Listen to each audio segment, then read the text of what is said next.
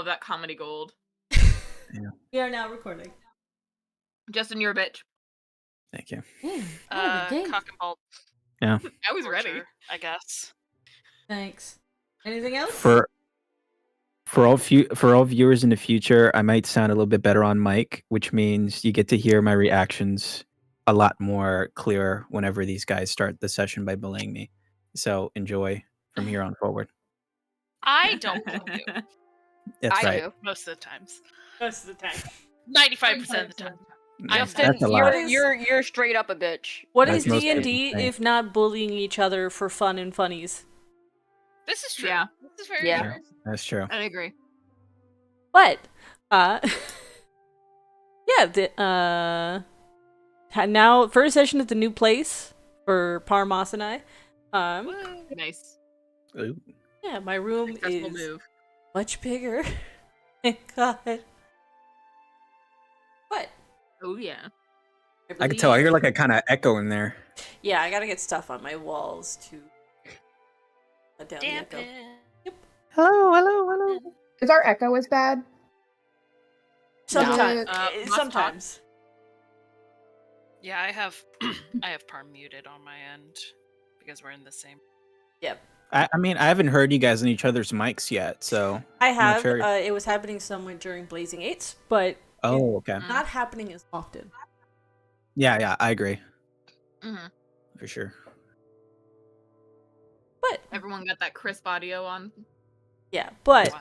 I believe Right, Marcus Chris. had recap today. Oh yeah. So Oh no. whenever you're ready, Did you Justin. write it?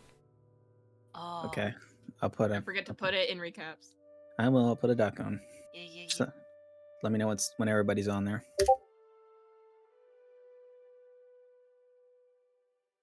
I'm ready. Okay. I am also ready.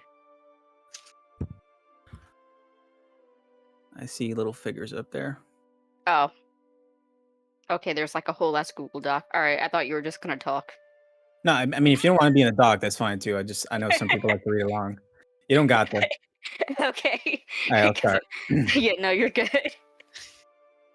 The snow had stopped falling by morning, but its silence lingered, clinging to the ringing of the ship like a secret no one dared speak. I stood at the rail, the cold wind treading through my coat, and stared at the shape of the forest beyond the town. Somewhere out there, some had vanished into the white, or rather, said just stiff sister. Or, no, that name feels too small now, too simple. There's a game being played here, and she's been setting the pieces far longer than we realized. Sedge didn't take the loss of his manuscript well, understandably. We all carry things too delicate for fire or frost, and for him, it was that battered stack of parchment. His myth in the making. The great Sedge The great Sedge Thistlesstrike. A name, an ideal, the candlelight under which children might one day whisper stories of valor. And then it was gone. Just gone. When I found him in that room, it wasn't rage that caught me off guard. It was the silence that came after. The crack in his voice when he couldn't bring himself to speak. I'd seen that kind of grief before. The kind you can't explain. Only bleed through your fingertips as you tear the world apart looking for something you know you'll never find again. I didn't think, just reached out. His mind was a furnace, burning with blame, betrayal, and something sharp beneath it all. Fear. Fear that the person who took it knew him all too well. That they chose that pain, not out of malice, but because they knew exactly where to twist the knife. In God's, it made sense. She was always a step ahead. We'd called her Selma, but that name rings false now, like an alias borrowed from some dusty stage play. She was the one who told us where to find Sedge's sister, the only one who could, the only one we couldn't trace. Ilif and I tracked her to the outskirts, a little cabin, all angles and emptiness, a place meant to be found, not lived in. The note we discovered there, something about the hand felt known, even before I held it up beside the letter tucked in my old case. A match, of course it was. There was a message written on it, short and precise.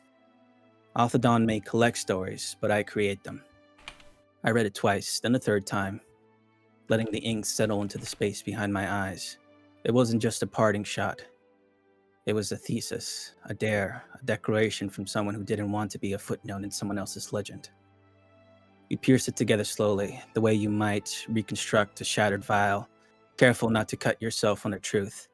The untraceable movements, the shared obsession with myth, the dream of becoming a story so compelling, so impossible, that the world itself bends to make it real. Sedge with his parchment and persona, Selma with her vanishing acts and careful chaos. I remember the way she spoke, back when I first hired her, always more curious about the tale we were crafting than the gold in my hand. I thought it was eccentricity. Now I think it was a warning. Eilif nearly went up in smoke for his trouble. Some trap in the workshop buried beneath cold wax and older lies. He managed to salvage a few vials and another note. A commission. Proof that this wasn't a retreat. It was a reset. She's preparing for something, and now she's armed with more than potions and illusions. She has a manuscript. She has Sedge. Or the story of him, at least. And she knows what he'll do to get it back. When we told him, he was still, too still. You could feel the storm gathering behind his eyes, but for once, it didn't break. Maybe he saw the game for what it was. Maybe he remembered the rules they used to play by, back at Candlekeep, when it was just a brother and a sister chasing shadows through the stacks. Or maybe he's waiting, like she is. Either way, I fear the rest of us are caught in a story now. Just side characters in a tale neither of them seems ready to stop telling. I should be worried. I am worried. But there's something else too. Something I hate to admit. I understand her. Not approve, not excuse, but understand.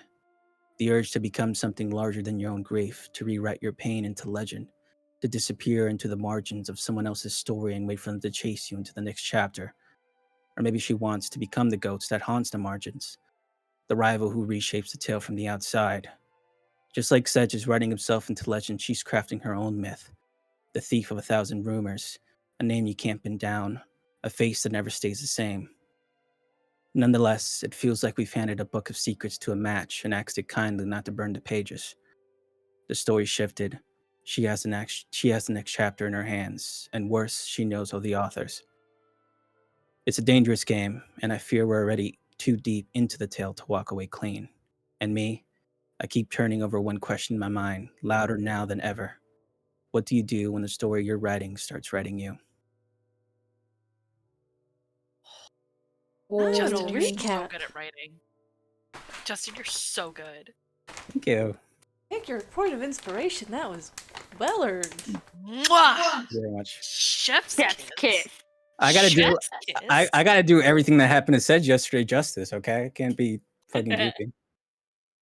No. Mwah, mwah.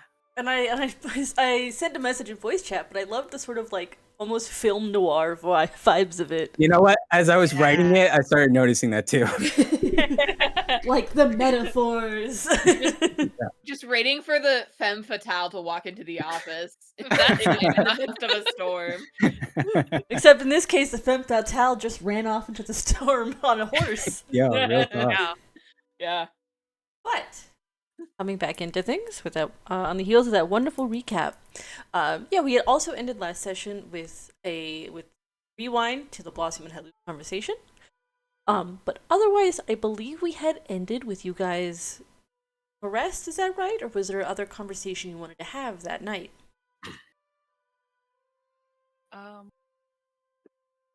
Not that I can remember. I don't know. I didn't write anything down. I think things were pretty heated, so we were just like, let's call it a night and figure this out tomorrow, kind of a thing. Yeah. Mm-hmm. Yep. You guys sat down to rest. You'll awaken next morning having gained the benefits of a long rest. Shuffle people back into their rooms. How did Sedge do during the night? That is a...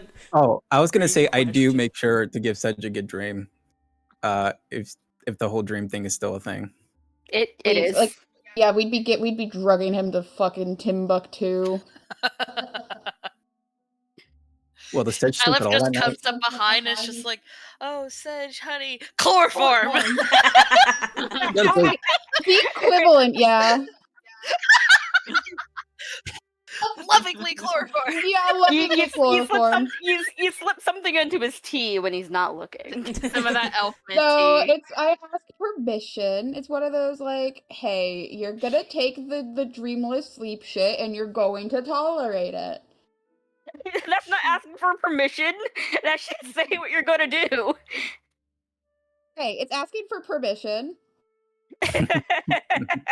In a sense. Hey, it's better to ask forgiveness than permission.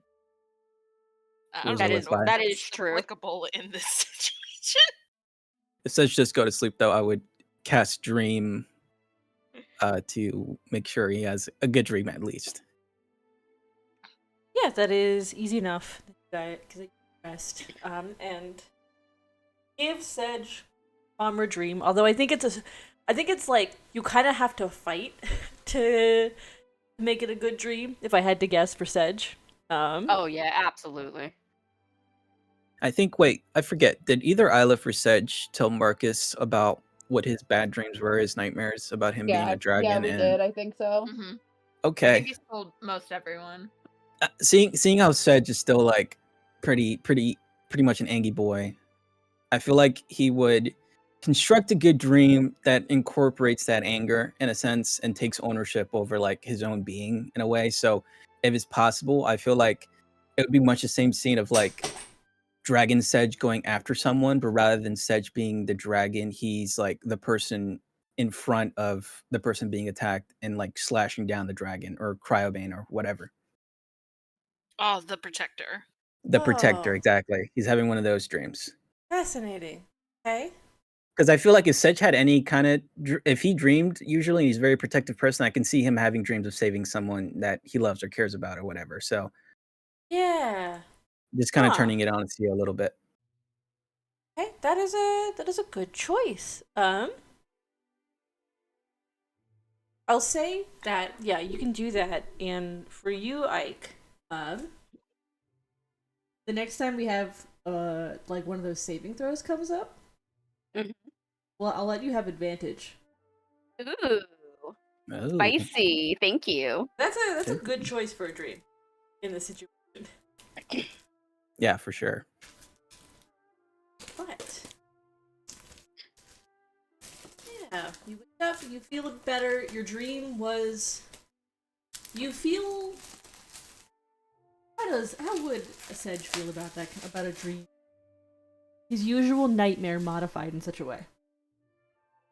I still don't think he likes the idea of dreaming. Like, at all. Yeah, fair. Having, like, a major identity crisis. Because he's like, if I dream and I'm a Kalashtar, then am I really, Yeah. And, he's done this before, Fred, after the thing that happened. Oh yeah. And now he feels even more disconnected from his race. Getting that, the support. But the subject matter changes, he's no longer the dragon, but I'm not sure if he feels like that's a better alternative, because it just reminds him of what he's becoming, I guess in a sense it's just like, it's almost like he's killing a version of him that he doesn't want to be. Like the dragon took over, and it's him having to, in the dream at least, kill himself to regain control. A sort of Y'all know what I mean? a bittersweet reclaiming of yourself. Yeah. And it's more like he's scared, because what if that dream becomes a reality, except for it's not him killing his dragon, but it's Ylif, it's Marcus, it's Helu, it's the other Banes, it's Lena having to put him down. Yeah. So it's this bittersweet sort of reclaiming of yourself, but also this sort of can't help but feel it's an omen what's to come. Exactly. Not to say that it's not better than what, he was already dreaming of, but it's definitely an improvement, but But it Not doesn't by stop. much. It doesn't stop the. The unease, the tremors, Yeah. the what if this becomes a reality and like some rabid dog, I need to get put down once and for all. Yeah. For the safety of everybody else, for the safety of the Sword Coast. Just like we had to do for Cryobane. Wonderful. Good to know. But you all awaken on the ship, you with that sort of feeling hanging over your head. You all can gather for breakfast, set up. The crew is up bright and early, of course. Want to go ahead and make a Constitution saving throw for your skincare routine, Marcus? Oh, yes. Thank you. Love that it's referred to as that. Let's see, what is that? Plus con. Got a 12. I think I got on 12. Like, you don't suffer any ill effects. But you don't feel amazing, but you're not poisoned. All right, I'll take it. Yeah. A lot of stuff happened yesterday, anyways. I'm a little Yeah. off. It's whatever. Soon, though, I will not yet, but I will soon grant you poison resistance. Whenever you feel like I'll do this as long as I have to. You've been doing this for long enough that, like, it's not even necessarily a case of, like, oh, you can shrug off effects. It's more like, all right, I'm used to working through the shitty effects, sort of a deal. But I'm used to feeling like a piece of shit, yeah. but let's see here. From Daggerford to Baldur's Gate, it's about the same distance as Daggerford to Neverwinter, it looks like. Is that right? Yeah, just about. So you are, like, straight up on your halfway point. Yay. Let's see here. Maybe. We still have to get to Candlekeep after Baldur's Gate, though. Yes.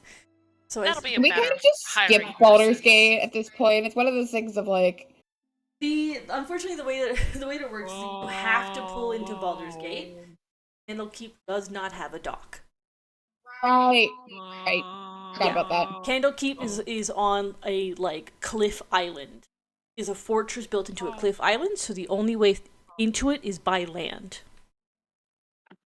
I think we have to shop around anyways, because some of us need to find books to submit if we're going into Candlekeep the usual way.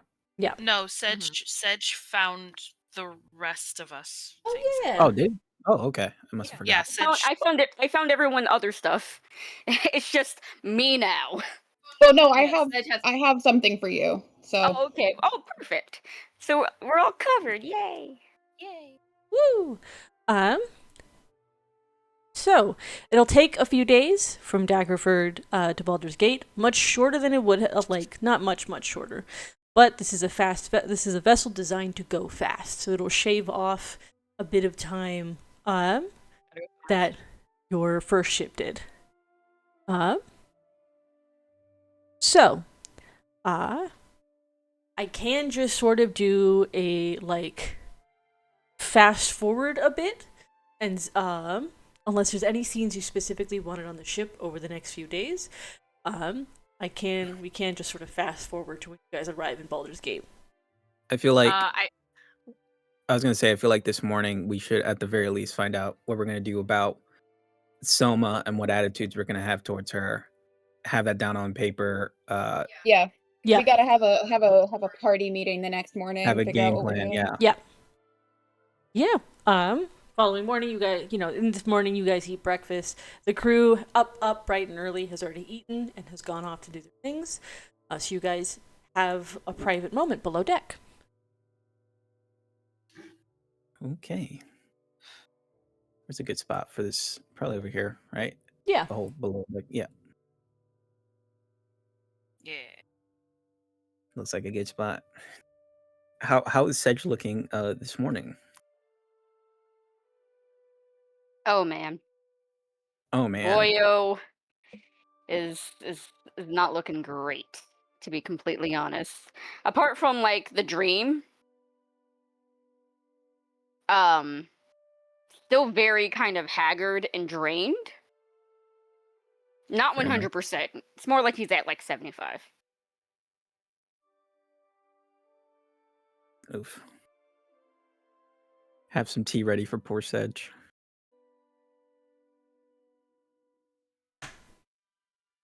Yeah, Hey, poor Sedge. Sedge, how are you feeling this morning? Fine. Okay. Insight check. Yeah. Do I really need an insight check for that? I feel like just It's a I'm low DC. assuming he's doing shit. Give me a second. I just triggered fucking. Yeah, there's a difference between Oh. what you how you Yeah. assume he's feeling and what like information you actually want to glean. Gotcha. Okay. I got an 11. 13. I got a 7. 18. I think it's too early for you, Hello. I think you, after dealing with everything yesterday, you're like, I think everyone. I think Halu's assuming not great. Yeah, you're just like, I'm just gonna assume and not even bother. Everyone else. What is Sedge? How is Sedge this morning? Sedge is going through it. Like, let's be real. He dragoned out fairly badly yesterday and is still feeling incredibly guilty and really angry. My man, still angry. Yeah, that's fair. Yeah, that's That's about what Halu expected, I think. I would be very concerned if there was a possibility of Sedge being okay after that. Let me put it that way. So. Yeah. You know, that's So, I hope everybody's rested. Before anything, I feel like we should figure out what we're gonna do about this whole Selma thing. Can we even do anything? You say Selma's name and Sedge twitches. Well, I have an idea in mind, but I wanted to get a read of the room, see where we stand, what we think is best. I mean, she's obviously a threat. And I watch to see if Sedge twitches again. Oh, he does. She doesn't have anyone's interest in mind besides her own. And I think that with how many people we know and kinds of people we know is a problem.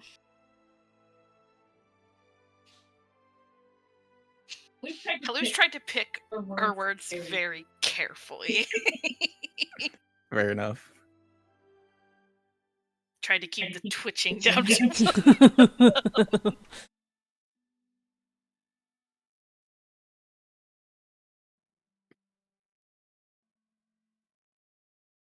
That's some very good observations, Hello. I agree with you on that. She is a danger, of course. So we have to tread carefully in terms of what next steps we're going to take. Before anything else, we have to figure out what we think her intentions are. I think they surround Sedge. No offense. Yeah, that goes without saying. Drama, probably, to cause as much fucking problems as possible. Yeah, that. Mm-hmm. I guess the end goal. What I'm most worried about is if this drama is Also trauma. that too. Yes, is 100% lethal or not. It's probably. Yeah, I don't know. I guess I was just hoping it wouldn't be. Yes, Sedge this entire time has just been staring into the breakfast, letting it cool down before he eats it, and not saying anything. Everyone. Ooh. I think something we have to consider when we're thinking about her possible intentions is why she organized this whole meeting in the first place. I don't think it was to get her hands on on the manuscript. She could have done that any other time. She had multiple opportunities.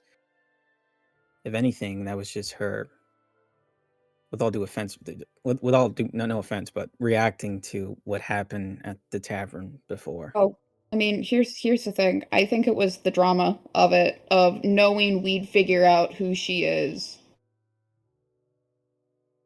Yeah, that could be it too. It's hard to really pinpoint, right? I'm just saying she went through a whole lot of trouble to orchestrate this whole meeting. She could have done it somewhere anywhere closer to Neverwinter. Meanwhile, she did it all the way out here around one of her aliases. If she got here by the conventional means without teleporting or anything, she would have to done that night after night just to have this one moment happen. Right? I'm not sure if it was. Did she look tired at all? Me thinking into my mind as I talk to God in the Make a ether. history check. Hey God, did she look tired? Ilef, let's mash our heads together. Yeah, I'll fucking like bump my forehead against Marcus's to try to That's how we Clown power to- out. air the brain cells. Cloud to clown communication at its finest. Clown to clown communication. My roll is 16 plus 1, 17. She didn't look tired. But I do want to point something out. Mm-hmm. Selma and Elmis do not look similar. Oh. Elmis Mm-hmm. is a like darker skinned human. Elmis is a half elf. Is like a white half elf. Wait, Elmis or Selma? Selma, my bad. Oh. Selma presents as this like white or light skinned half elf. Elmis is a darker skinned human. I'm sorry You to did say this this, to Red. yourself. I was going to say that. You did that to yourself. I did do this to myself. I did do that to myself. But did she look tired, like in her human form? Is what I'm wondering. No, she didn't. No. Okay. Interesting. I mean, we're aware that sea means like a spell. Oh yeah, Mm-hmm. and there are plenty of other Lena spells. has it. Plenty of other Mhm. spells that will disguise your appearance. Yeah. Yeah, she Like definitely has disguise access cell. to that. If she's able to like make it so divination doesn't mess with her and stuff. So Mask of Many Faces. could be. Yeah. I'm mostly bringing that up because if this was an effort of some kind of genuine meeting between her and Sedge and things went off the rails, then her going out and stealing the manuscript is her response to that. Cover be damned. Honestly, it might have been. It could be, yeah. And if that's the case, I have a bit of an unconventional approach that we could possibly use, but it's kind of out there. Everything we do is kind of out there at this point. We're fighting her and I gesture to Lena. Her ancient evil sister. Shit's weird. It's only gonna get weirder. No, for sure.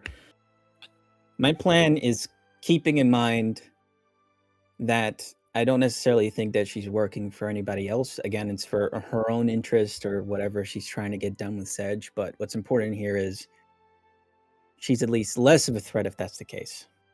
All right, she's still dangerous, but less of a threat. As long Or as she's she's working for like Never Ember in like the grand scheme of things. Yeah, that's the other issue, especially with the plan that I have in mind here, right? But if it's the case that if we do believe this is more for her, I mean, than here's the anything thing though. If she reads that manuscript and it has all of like personal information, it's gonna mention Foxlow and Stoneman and Yeah. and if they want drama. and that's the thing. If we want to avoid her creating her own drama to bring Sedge forward, maybe we can craft some of our own, or give her, basically play into it a little bit to give her the opportunity. How are we gonna to play use into it from the Feywild? Well, we're not always going to be in the Feywild. We're going to be back. I'm saying we present an opportunity, not now, but sometime in the future, for Selma to find the conclusion of her story, basically, to have the thing that she wants. If what she's looking for is this whole idea of making stories around her persona to get Sedge's attention or whatever else, maybe the best way forward is to offer her the opportunity to make a story that she A can't battle to the refuse. death? No, not a battle to the death. She's a master thief. We give her something that she can't say no to. Like, I don't know, helping us steal one of Funny. the pieces of the crown or something. I don't know. You don't want her stealing one of those. Oh, speaking of, did I get a reply from Angelica or Pell yet? Yeah. Thank you. Yeah, I think you'd get a response, which is, I think the gist of it is like, a very much a thank you for the warning, and like, Pell will be moved to somewhere safer. Is I think the bulk of it.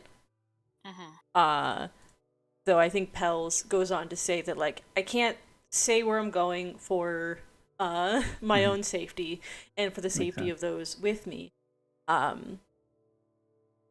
I hope you're doing well, and please be safe. Yeah, I would tell him that's fine. Yeah, please don't tell me right now. Please tell me nothing right now.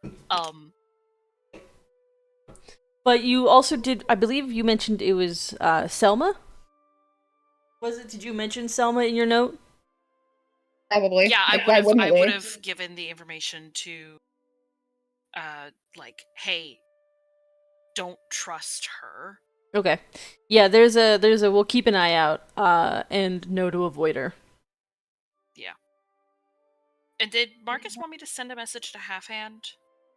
He He could was gonna probably send write it one out. himself and have Oscar do it. Yeah, I wanted to figure out where we stand on all this before I start sending out messages. Okay. But that All right. was my next thing after this whole breakfast. But Because I think I remember last session that Hello dipped out of. Yeah, but half hand's a thing that Oscar that Justin should have. Yeah. Okay. yeah, I'll reach out after this. Yeah, because I remember also that I was going to send letters to the King of Dragonflies and to Lady Chandria, but I didn't want to send Oscar immediately, just in case it takes him a little while. Mm-hmm. In case we That's had right, people. wild stuff. Yeah, we wanted to get all of our Prime Material people first. Mm-hmm. No, that makes sense. Before Feywild. Makes sense. But yeah, we have a pretty big heist in the books in the future. I mean, one that I think a Master Thief would really like to be a part of. If it comes down to it, if I have to, I'll put her down. Oh, Sedge, I'm hoping we don't have to. Yeah, whoa, Sedge. You barely said a thing this whole time, and that's how you're gonna kick off. We're trying to figure this out, man. We don't need to go all nuclear just yet. I'm just saying, if it comes down to it, I'd rather be the one to do it. I'm hoping for your sake it doesn't. Yeah. But yeah, if we want to run into her in the future, we're not going to find her ourselves. She needs to find us. So we can either try to control how that meeting's going to go by offering her something, or just waiting for her to create some kind of trauma and it possibly not being the best for us. So none of it's going to be the best for us. who knows? Again, it's a little too early to tell. She's obviously sitting on a lot right now.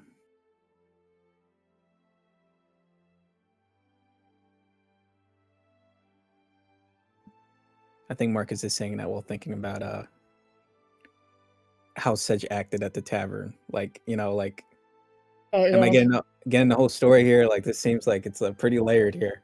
Mm-hmm. But yeah, with that in mind, I mean, send a letter out, play dumb, tell her we might have some more work for her in the future, kind of a thing. Who knows? I don't know. Who knows? We'll play it by ear. That's a post Feywild thing Yeah. anyway. Yeah.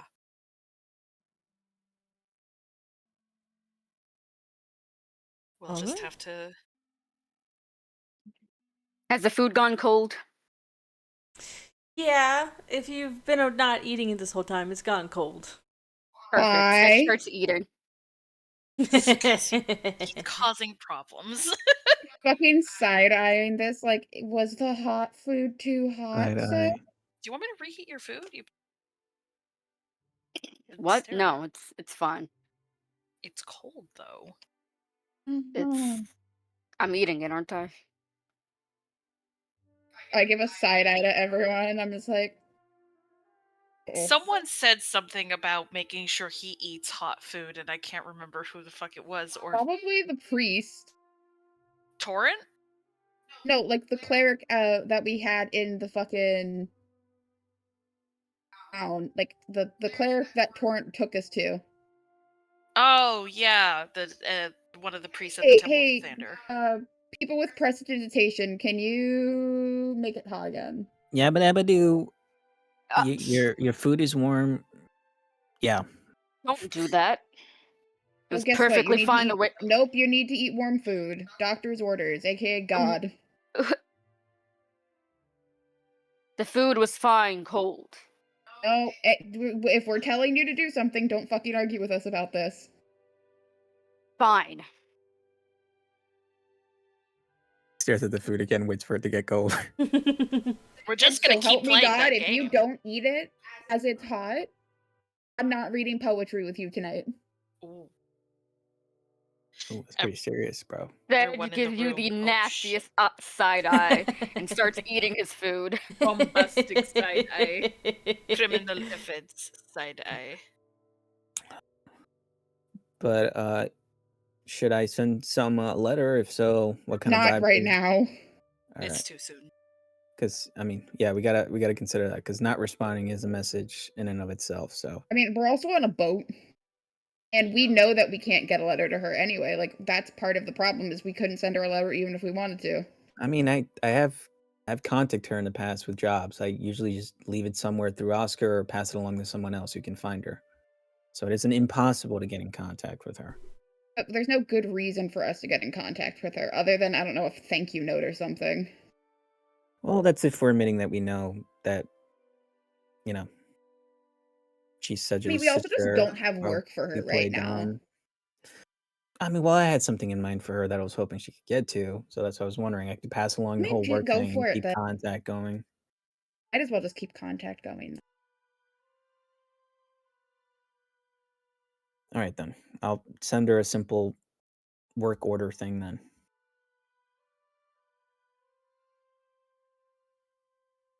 Hey, sweetheart, what are we doing? Thank you. Do you send that today, or is that a later thing? Let's see here. I'm gonna wait a day or two to send that specifically, just so it's not the same day. I will start sending out a letter to Half Hand now. Okay. Just tell him that be careful. Let me know if she's doing anything shady, even though you probably can't tell because she's too sneaky for you. No. Damn. And I, probably put something like, your places always stink. Here's a candle that I got for you. One of the candles from fucking thing. So a heads up, Selma's a thing. Be wary. Yeah, exactly. But don't make it obvious. Yeah. Just be careful.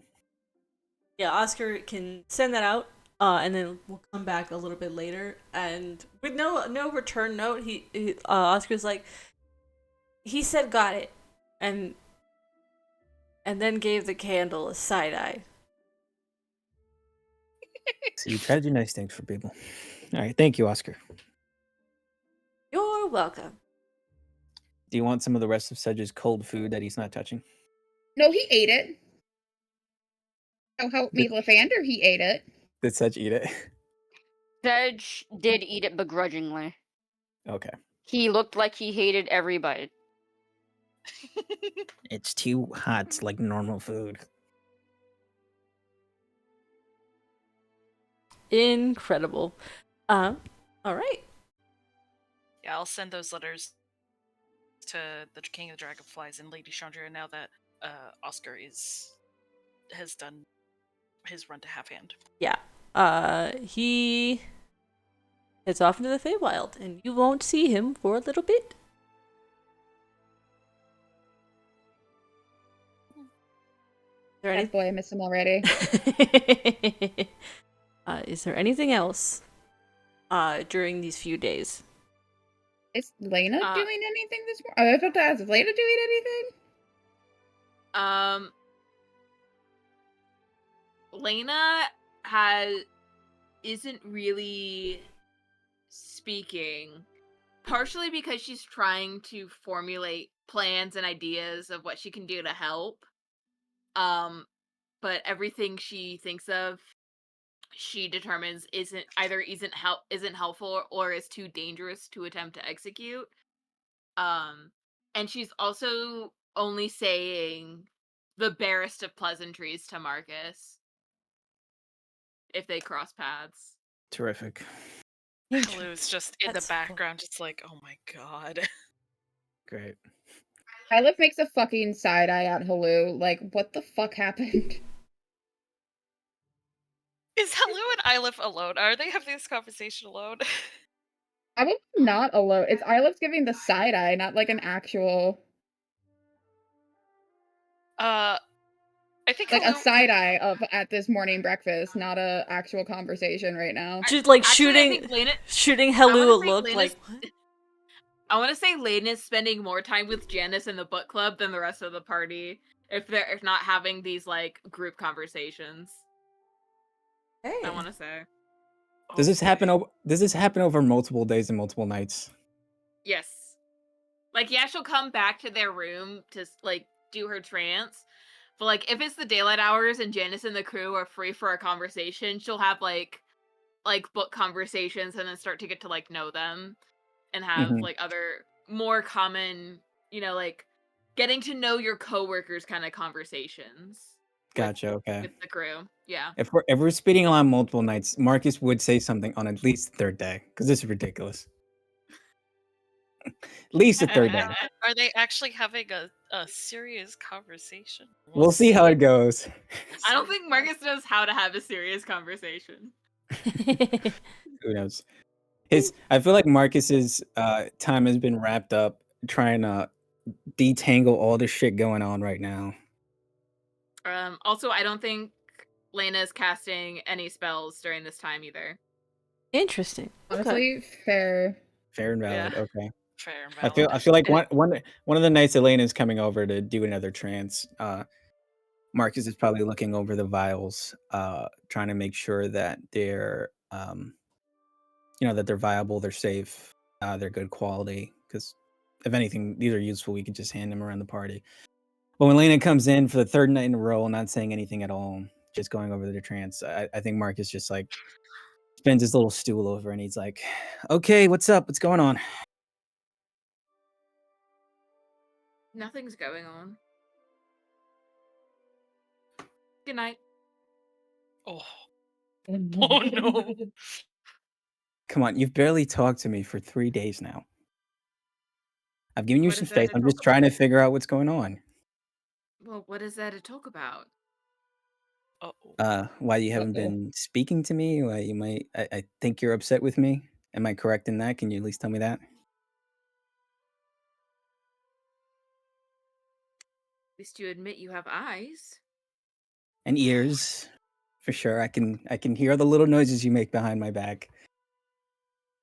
I don't make noises. Oh, sure. Okay.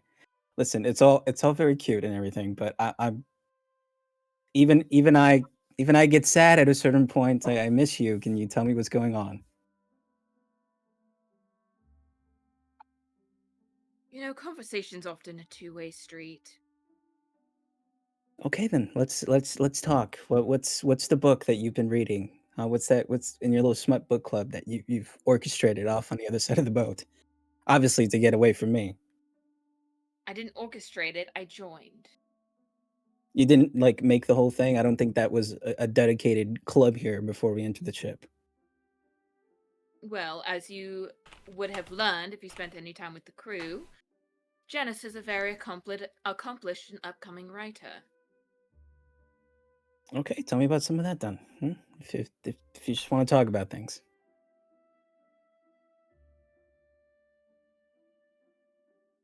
You don't sound very interested. When it comes to you, I I'm always invited you. interested. I invited you to book club on the first night, and you very quickly declined. Well, I'm sorry. I mean, we're on the ship for a little while longer. I'll be happy to come along. I've just been a little busy with everything that's been going on.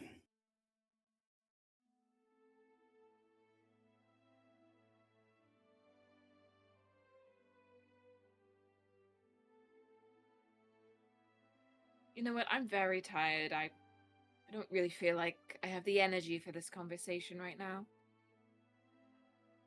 Okay, that's fine.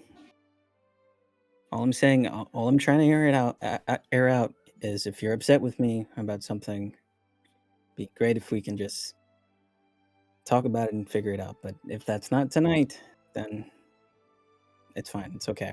Just when you find the time or when you feel like you're ready.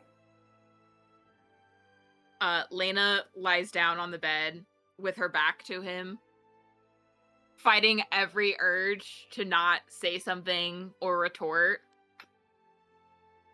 Mm-hmm. Hold on one second. Okay. Be messy. Be messy. You Oh, know you want to. God. Look at the fucking music change. Yeah, that's a little bit too intense.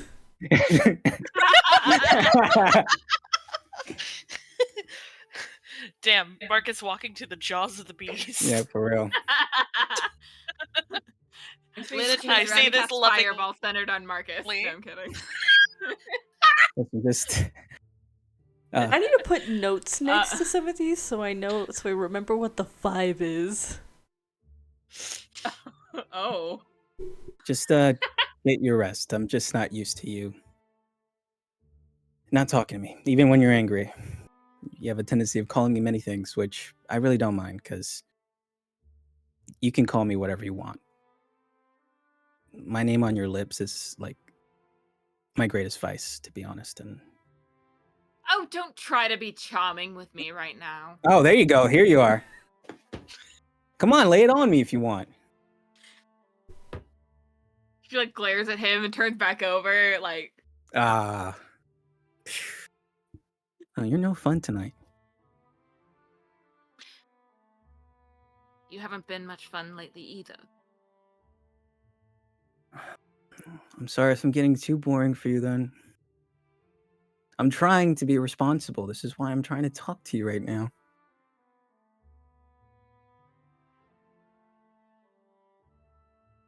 I know we're not the most responsible people, but maybe we can rub our heads together and figure something out here.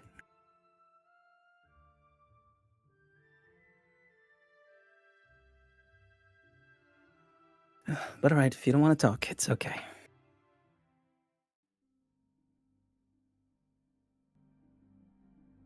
Fine. Okay. She I'll just sits get- up and. Oh. She just sits up and sits to face him. Oh, looking so serious. Staring contest. Okay. Justin, stop making me laugh. I feel like Marcus said that.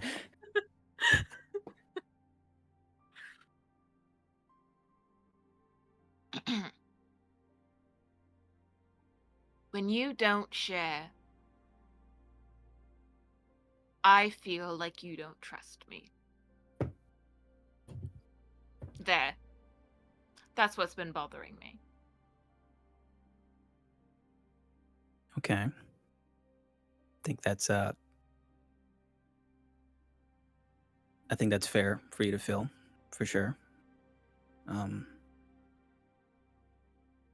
What is it that I'm not sharing that makes you feel that I don't trust you?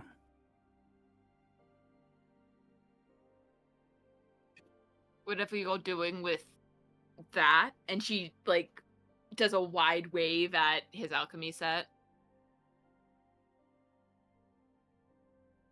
What, just my Whatever you alchemy stuff? no, what you do in the mornings, your new ritual.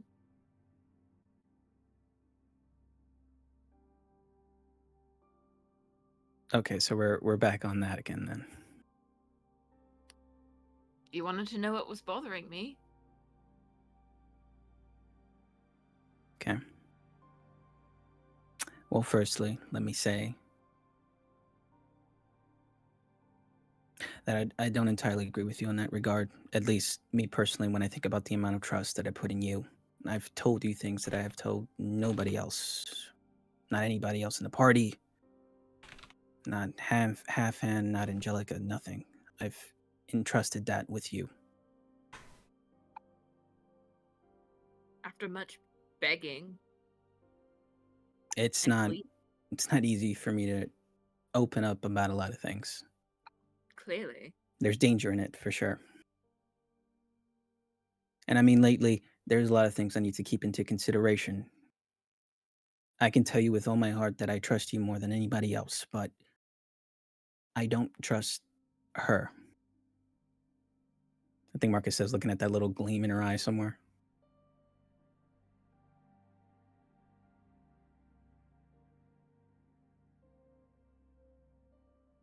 I didn't tell you this back when you were, back when you came back finally. But there were things that I told you that she used against me, and I didn't like that. Makes me think what else she would use against me.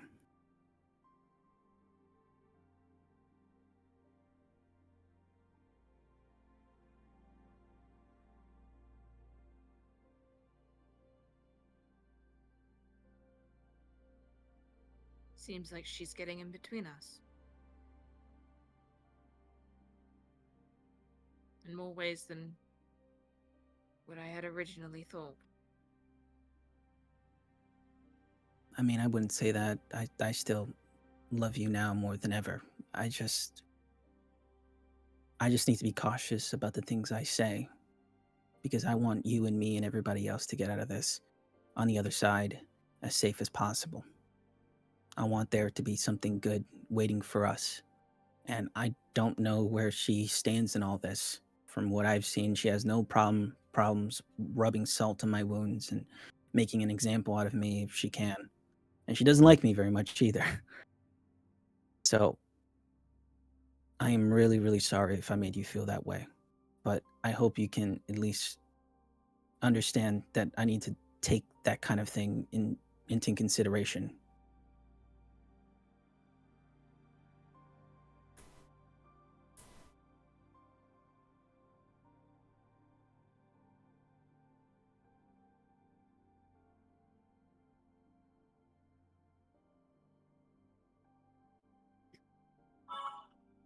Very well. And Lena's gonna get her stuff and her pack. And she's gonna leave the room.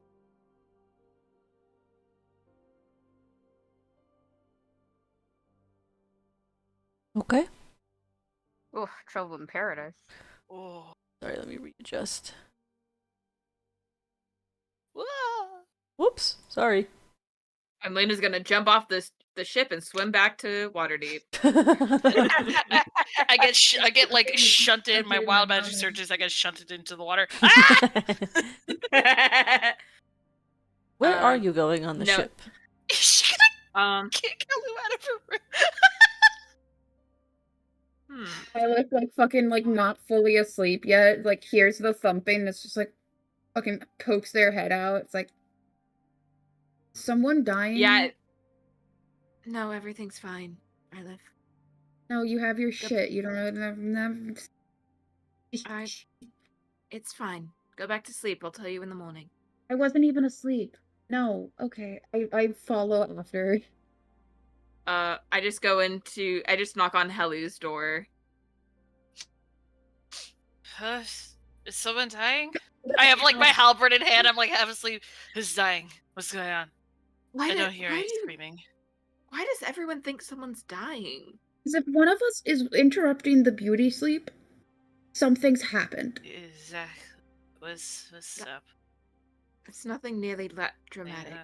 Hello, can I Well, sleep you in look here upset. tonight? Okay. I'm not upset. I'm reconciling with my internal emotions. Would you like to reconcile them outwardly by talking about them? That's Oh, what I just spent shit. the last Did you try 10 to talk minutes to doing. Marcus? Yes. Yes, I did. I take it. Let's get into Lou's room. Let's get into Lou's room. Okay. Oh. You all squeezing. This is a real high school sleepover vibe. Everyone piling into one tiny room. I feel like at some Gossip. point Sedge like pats the side of the bed. It's like, where the fuck is Xylus? Gets out of bed, knocks on Marcus's door. Do you Oh, have my no. partner? Hold on. Well, I think let's we're... let's let those three do their scene. Yeah, that was mostly a joke.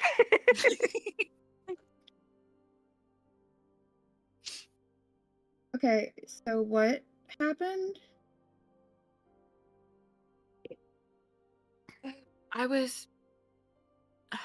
Marcus and I talked. I take it didn't go well. Honestly, it's the most honest I felt he's been in days. Uh-oh. Boy,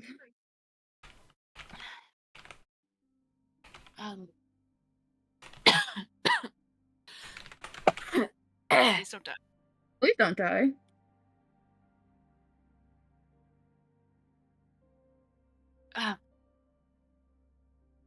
I told him about how I was feeling, Okay. and he told me why he had been acting the way he's been acting around me. Okay. And because I can't change why he's been acting the way he's been acting, I think it's time. I thought that we should spend some time apart until we figure out a way to fix it. Did you tell him that? I kind of just grabbed my stuff and walked out. Okay. Oh, Okay, Lena. you're gonna go back there really quick and No, say that to I him. can't go back. I can't You're go gonna back in have there. to. You're gonna have I'm to. not- I can't. Can you tell him? No. No. Also, Lena, I Please? don't want a repeat of the Neverwinter spiral. So could you please just go tell him? And then you are perfectly valid in taking distance as you need. Do not just ghost him again. You can't.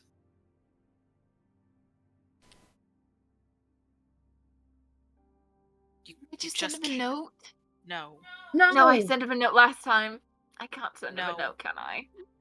No. I put my hands on Lena's shoulder. As someone who was with you when that fuck up happened, I am telling you no. And I'm going to tell you again what I told you before. You have to talk to him. More than what just happened. And it's going to suck, and you're going to cry, and he's probably going to cry, and you're both going to feel like fucking shit. But it cannot continue. We cannot have a repeat of history.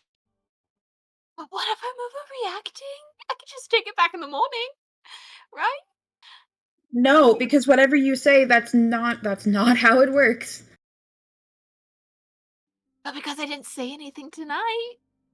Maybe it's just like a No. one night thing and I'll sleep it over and it'll be fine in the morning. What right? what Lena. is the thing that's causing the problem? Titania. Be more specific. Apparently she said some things that he had told me in trust and used them against him. And now he doesn't trust her. So he's keeping secrets from me.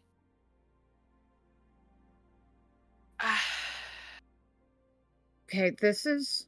I can't entirely blame him. It's not good, but I also can't entirely blame him. From what I understand.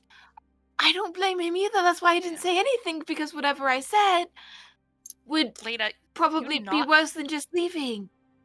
Lena, you not saying anything and grabbing your things has said a lot. Yeah. It said you're not willing to understand his position and you'd rather leave than try to talk about it. Or you didn't... Here's the thing. You didn't... And this isn't your fault, because, like, you have maybe a year or two of life experience, and Ylith will gesture to themselves, and look how bad I'm at communicating. Like, my shit. You're doing fine, but you can't grab your stuff and walk away like that, because it's not saying anything, or, like, communicating, hey, I'm gonna take the night to think about this, and then we can come back and, like, talk about it when we're not tired, like, tomorrow morning or something after breakfast. Gives you the time, but it's not just leaving without saying anything. Which feeds... It's you know how your anxiety has been spiking because he hasn't been saying anything, and you've been left to wonder why? His anxiety is probably doing the same thing right now.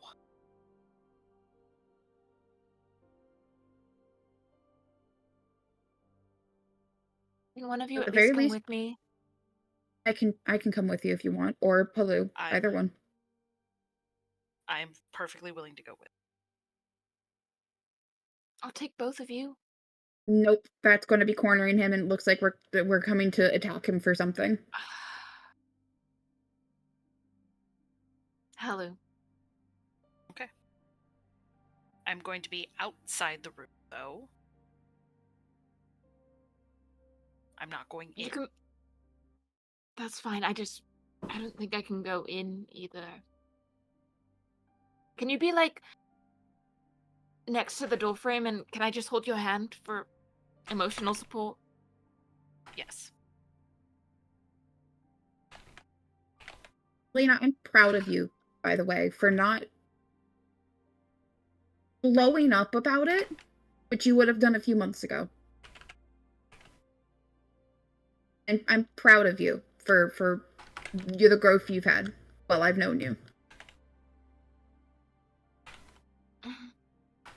I can't imagine learning to person in this environment.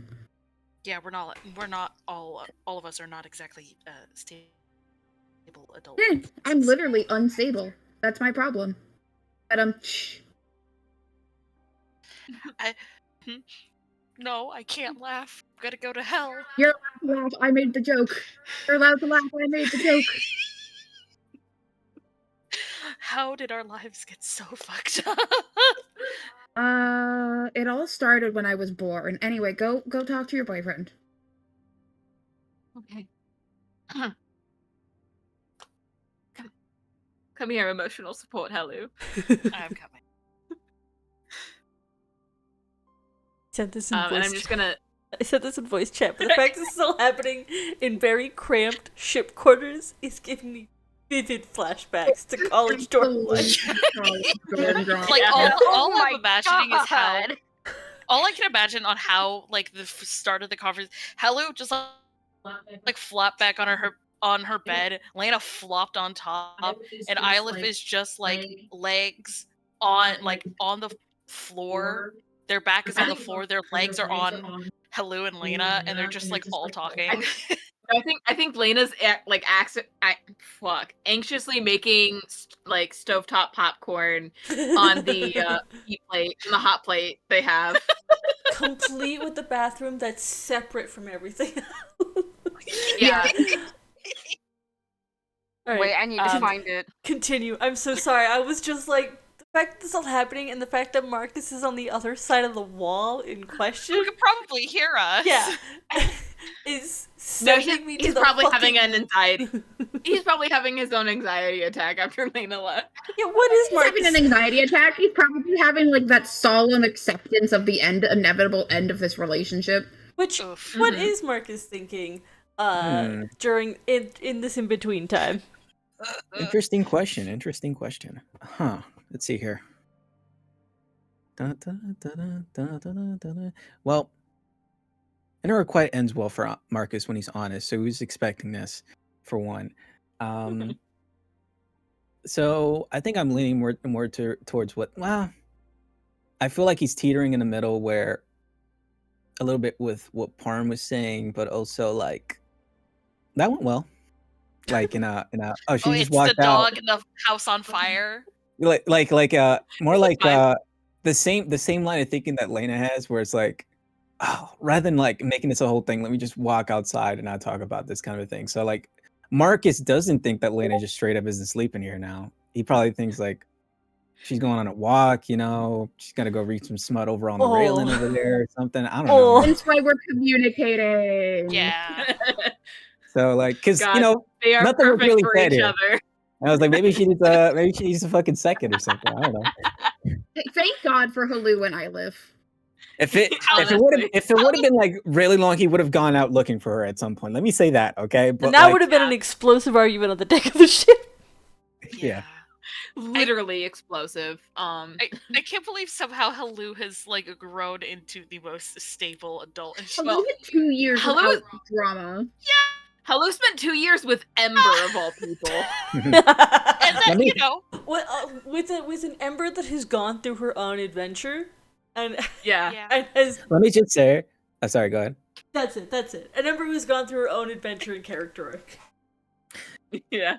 Let me just say, Marcus' experience, what he's thinking is coming from experience in the sense of what he's dealt with Lena in the past. If she was just gonna up and like cut him off and like Oh, be somewhere else, they would have been like an explosive thing that happened in the beginning, right? At least he thinks so, like what happened last time. But this is how Lena usually processes things, like, I'm angry at you, I'm leaving now, goodbye, and then like come back around later, like, yeah, I'm back now, like, so he wasn't like he they're wasn't so thinking this toxic. was one of those. The most They're so, textbook toxic they're relationship. so toxic. Anyway, we're helping them have Yes. good communication. Bullying them Anyway. lovingly. Anyway, Lena knocks on the door. Wow, knocking now. All right. Hearing a knock on the door, he thinks it's someone else, obviously. This is like, hello, said your Ylif. All right. Like, oh, wait, this is someone's. Ylif They're just either barges in. gonna talk to me about this or something. All right. So Ylif just barges in. So it's either Sedge or Helu, right? Sedge is not in the greatest mood. So it's probably not him. So Marcus just says, come on in, Helu.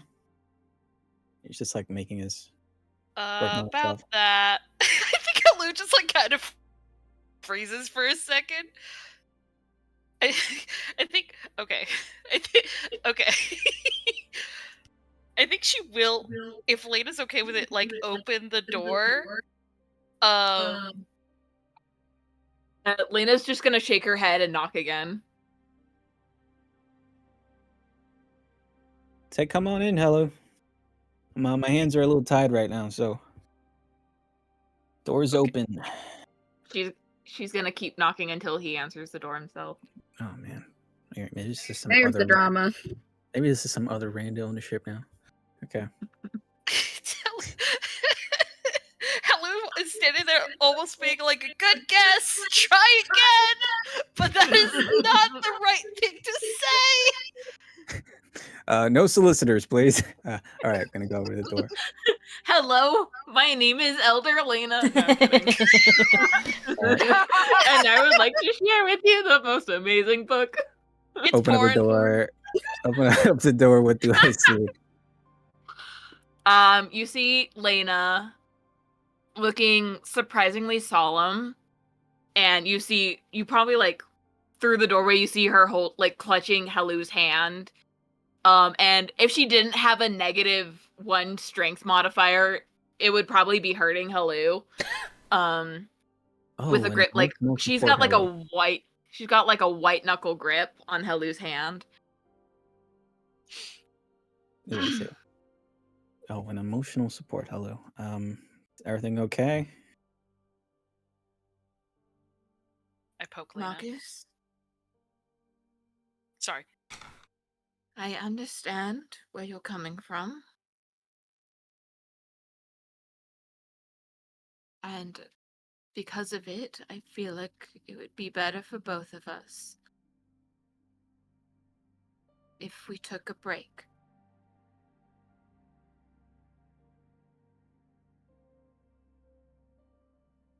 I left silently banging their head into the wall.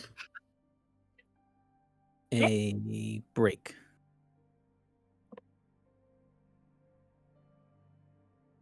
Yes.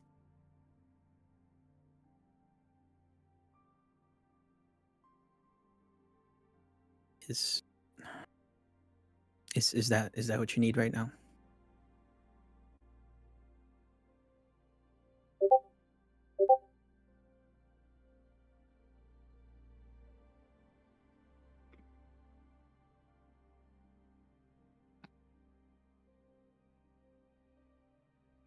It's what I think I need.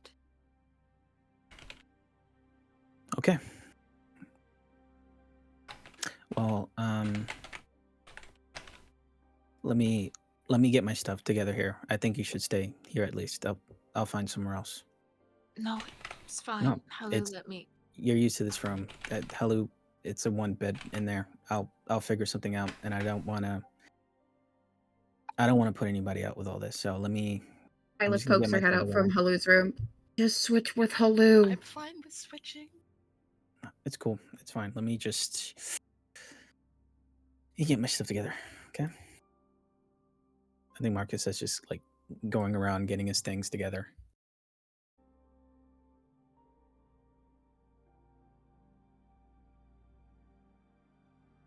Doesn't have a lot of stuff, so it's pretty easy to do. Yeah. Do I pull the "it's not you, it's me" line? Oh God. Look you. Oh God. no.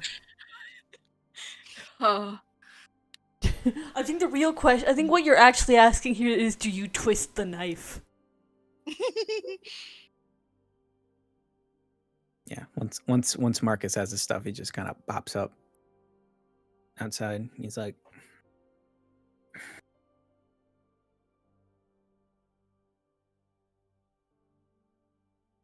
just talk to me whenever you're ready to figure things out, I guess.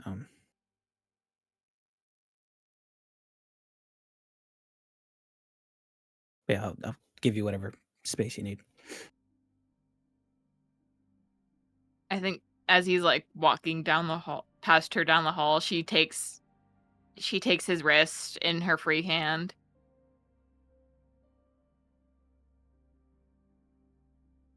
I love you. I love you.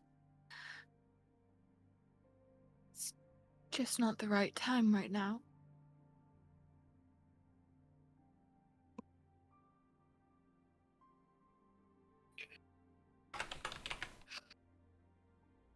And she's like on the verge of tears. It'll always be the right time for me, so I can wait. I'll see you in the morning.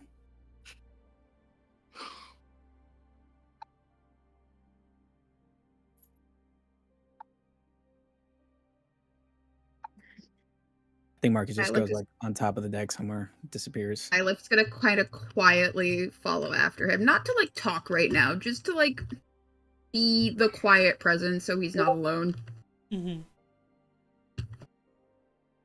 You go on deck. There is Night Watch there. Like a crew member with like a flask of some alcohol or something. Just go ahead and put some of these guys away.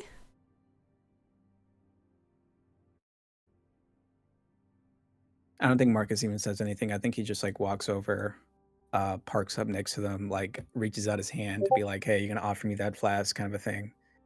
Peace offering. Takes out some cigarettes. Like, here, have some of these. I think the sailor looks at you doesn't. I'm not gonna even have him roll an insight check. Looks you up and down, and it's just a hands you the flask, and is like, "Take it. I'll go get a new bottle." Oh my god! Good man. And he like quickly disappears, passing you, Eilif, to go get a whole new bottle for himself. Was he behind the wheel before? Yeah, he, like, the ship, they don't really do a whole lot of, like, actually moving at night. They do Oh my kind god, of he's sort of- drunk driving. They do kind of, like, not anchor, but they do stop the ship, or at least slow it to, like, the barest of crawls, at that makes night. sense. So yeah, he was behind the wheel, but it wasn't really, like, actually manning it. No, I Truck hear you. driver. I'm mostly saying that because I feel like once he leaves, like Marcus just takes a moment to get behind the wheel, not really like taking over, but just like holding the wheel in his hands for a moment. Because he Marcus likes is how about to crash the car. because he likes how full it feels. You know, it reminds him of a simpler Excuse time, me? basically. Yeah. He's about to drive the car off the bridge. I I crashed the No, car I into the will bridge. walk up and be like, I don't think that steering wheel's gonna let you take control of today. Thanks for saying the obvious, Eilif. Always here for that. Yeah.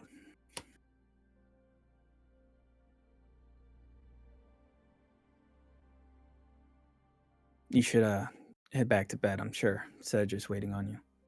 I'll be okay out I here. don't really want to be around Sedge right now. All right, fair. You can ask this guy I'm- for another bottle then if he comes back up. Eilif just pulls one out from their bag of holding. Yeah, and like the guy like opens it, peers out and sees you two, and then just quietly moves to the front of the ship, and is just like, "I'll do my watch up here." Good man. Holy fuck. This party's so messy. Messy. Do you want to talk about it? I think I've done enough talking for a lifetime tonight, so Hey, you actually Bro, you don't barely really said anything. I'm talk to sorry. me about anything, so I'm genuinely impartial's not the right word, but like I want to know your side of it. Like it's not a fight that you guys had. I get it.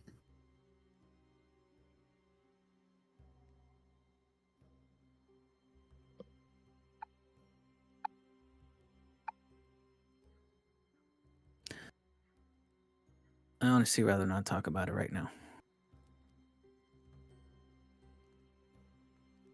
Marcus, you low-key never want to talk about anything, but I understand.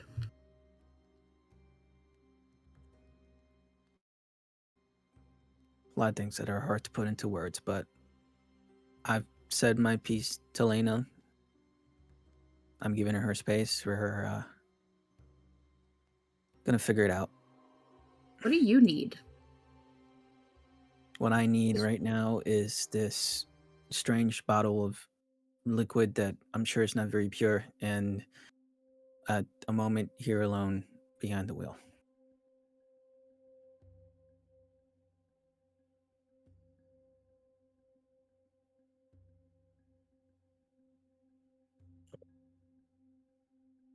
Eilif will turn around so their backs to Marcus, but they're not gonna leave him alone. But they're giving him the illusion of privacy. That's fine, you know. Yeah, I think Marcus hangs out behind the wheel for most of the night, honestly. Fair enough.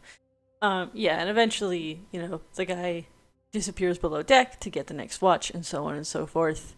Who looks like may have been briefed by the time the next person comes out, as they just like give you a little salute and then just walks Give it away back. to the other end of the ship. God, this crew is so done with us. I just know it. Yeah, they're just either 100%. that or I like like this to- is I like like the to think that most they're very entertainment we've had. I on like a to think that they're voyage. very professional and like to stay in their lane. Oh no, That's absolutely, it. but they are 100% gossiping. Oh, Oh, absolutely. I just want to look. Just want you guys point to the map of Can like I- the crew quarters, the hammocks, Oh yeah. where they sleep. Can I Yeah, go ahead. Sorry. try to get them to be on Lena's side because she's been Oh, hanging out with God. them when not hanging out with Marcus, Oh when not no. hanging out with the rest of the party? Can Why they be are all? we taking sides? Can, This is why Marcus needs a moment alone, guys. You see what I'm up against?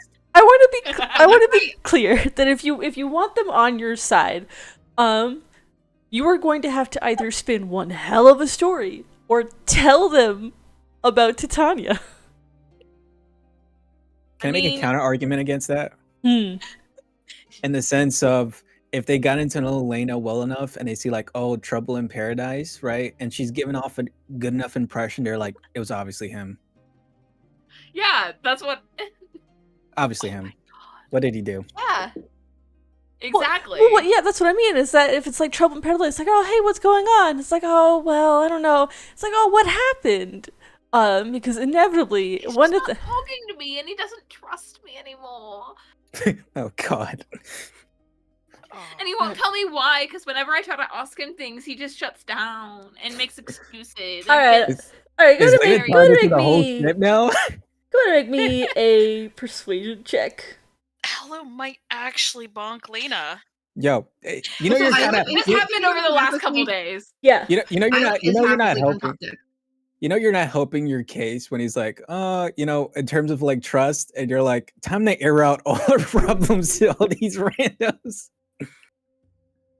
Look, we all know Lena has a mouth. I That's was a good had 25. something else they were going to say, but 25? That's a 25 persuasion.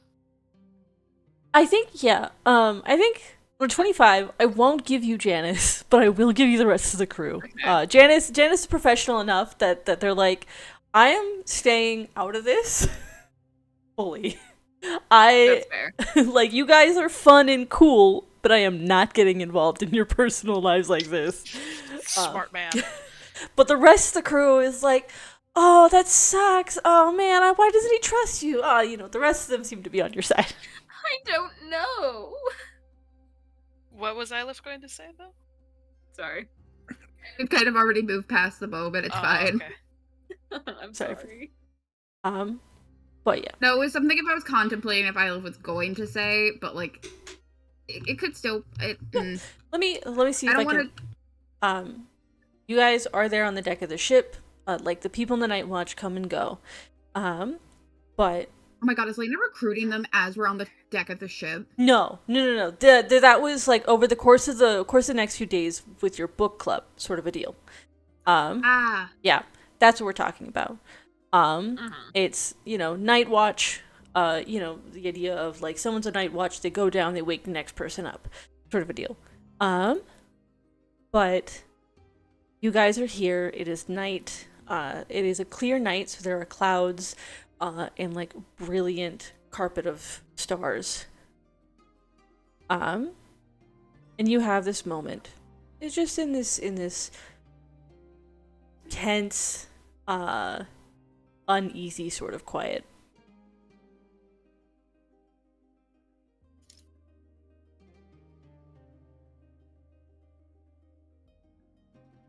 Sometimes her smile's a little sharp, and I don't know who she is. And I don't know if my trust in her is about to be thrown in my face. Again. So I get it. Not to the same level, but I get it.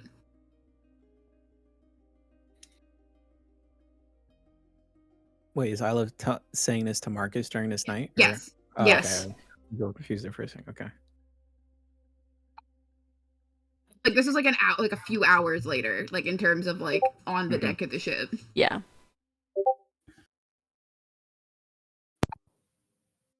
Okay. You've had I some think time to sort of ruminate and mull when Ilif speaks up with this. I see. Okay. I don't think Marcus says much of anything. I think he just nods, to be honest. I can't see you nodding. They're looking out at the sea. Mine like nod. I'm nodding. I'm nodding, by the way. If you know what, yeah. Yeah, and I will add, if I'm having trouble reconciling that, I can't imagine how hard it is for you.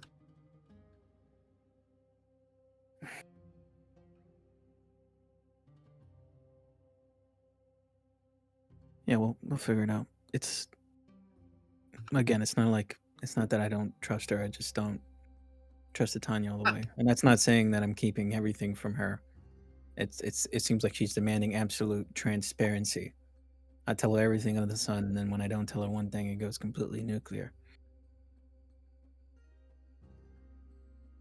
I think it's you have a point, but I think it's a difference between playing it off and saying, I'm doing something private, I don't want to talk about it.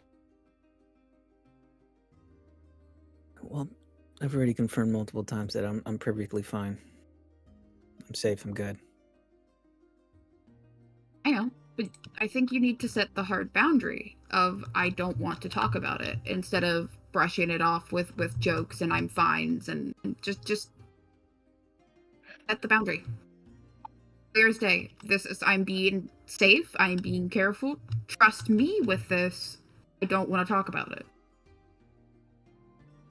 Oh yes, boundaries. Listen, I love Lena dearly. I know you love her as well. She isn't exactly the poster child of boundaries.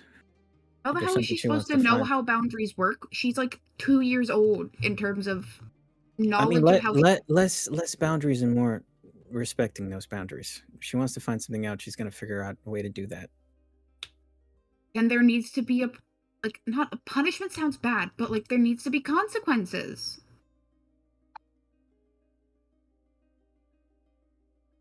She has to learn what boundaries do and how to hold them and maintain them.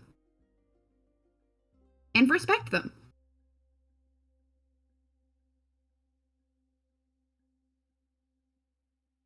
No, totally. Again, I'm used to the prying, and in a way, I find it endearing. But It was trying to rifle through your stuff. That's not okay.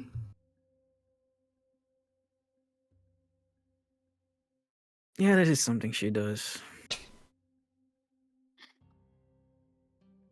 You do see like the problem with that, right?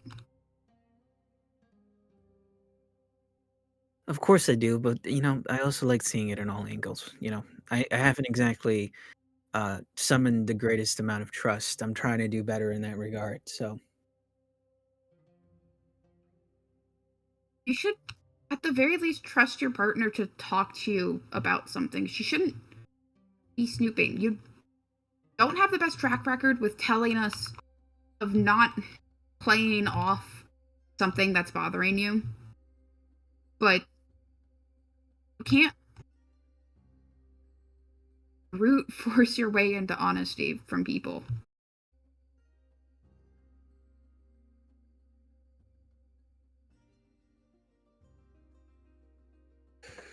no, And it's true. I think this Titania stuff is a boundary conversation you guys need to have. And if she I doesn't mean, respect it, then I- that's up to I you. tried to have that conversation. I was the one that approached Lena after she didn't talk to me for well over 3 days now.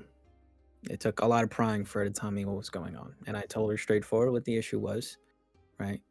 And again, I made it clear that she isn't a problem at all. I trust her very much. Again, I've told her things that I haven't told anybody else. Not you, not any of the others, not Angelica, not Half Hand, nobody else in my life. I've told her those things, right? But that doesn't mean I need to go into things with a certain sense of caution when it comes to certain stuff, especially now with this new recent development. I made that very clear to her, and she walked But away. And now she needs space. Marcus, no, Listen, absolutely. And I I'm think just if, all I'm no, saying is the same way she can't brute force honesty out of me. I can't exactly force her to be okay with the reality that I'm not always going to be honest with her. I know that's something that people don't like about me. I can't, God forbid, someone isn't gonna like about me if they're with me. So if that's something that she can't live with, then I just need to give her the space to figure out if she can get over that or if there's some other way. You know, I've done my part. I don't disagree. I think if you want, I can be a mediator between the two of you so you can actually communicate about this, because I think the Titania issue is something you guys need to like have a full conversation, try to have a full conversation about, because it's clearly I'm gonna be completely honest with you, Ilif. I yeah. appreciate the offer, I really do, but I don't think that's best to have you coming in because at the end of the day, if the only way that we can get past shit like this is by having a third party come in and set things up and get everything in order, then it's just one of those things that isn't meant to be. I disagree, but that's because I think how many full honest conversations have you guys had where it didn't end in a dramatic blowout fight? I mean, I'm not really keeping count, but I think in much the same number of the times that we've had honest conversations that ended up somewhere good. Only issue is that very recently those honest conversations are kind of coming back on my ass, seeing as we now have someone else piggybacking on those conversations.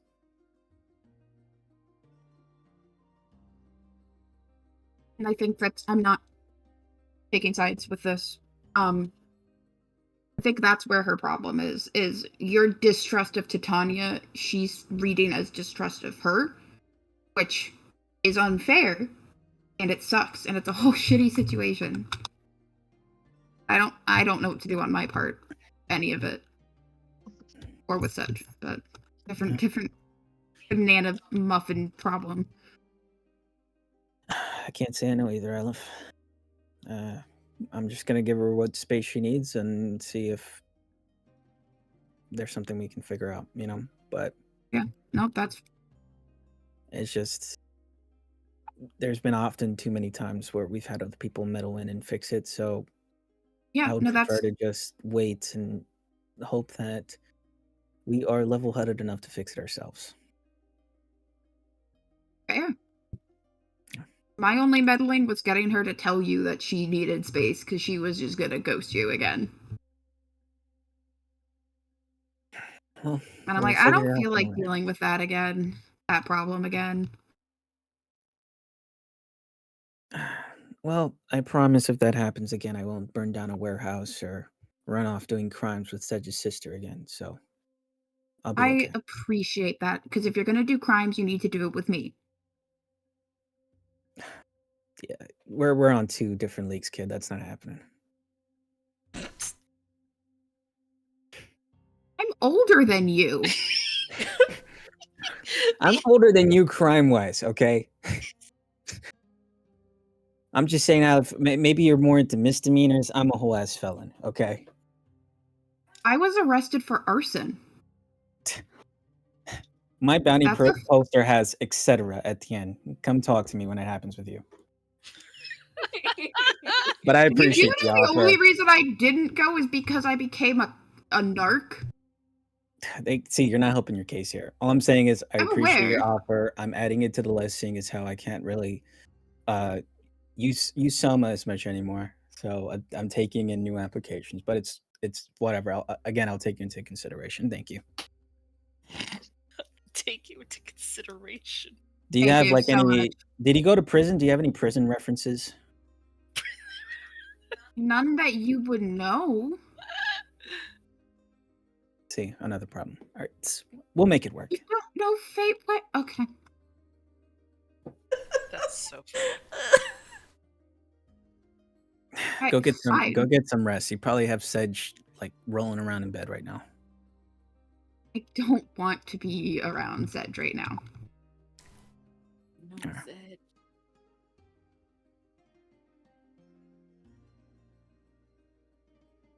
I don't want to be the emotional crutch for him.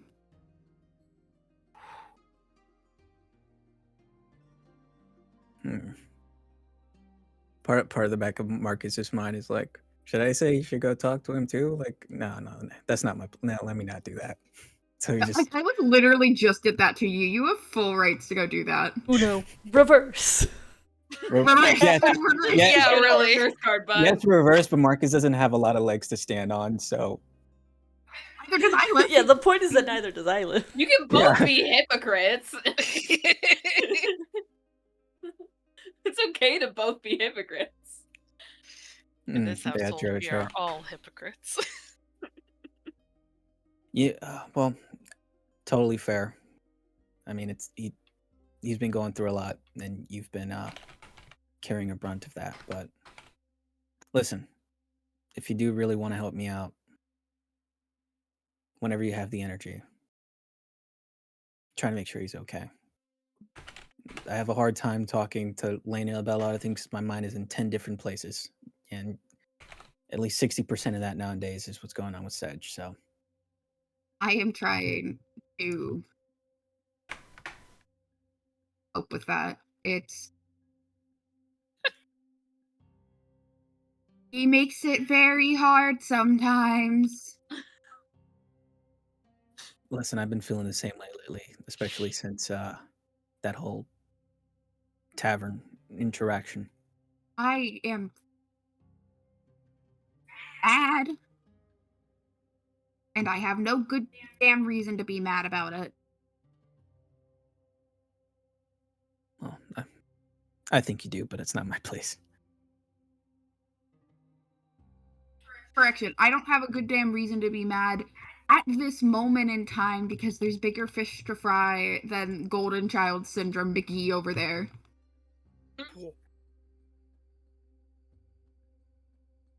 I mean, yeah, we do have a lot of problems to get on top of, but seeing as how our current problem is us heading over and trying to solve one of his big things, if he's not at the top of his game, things might not end well. So that Yeah. might have to be on the top of our list. I will talk with him tomorrow morning. Okay. Sounds good.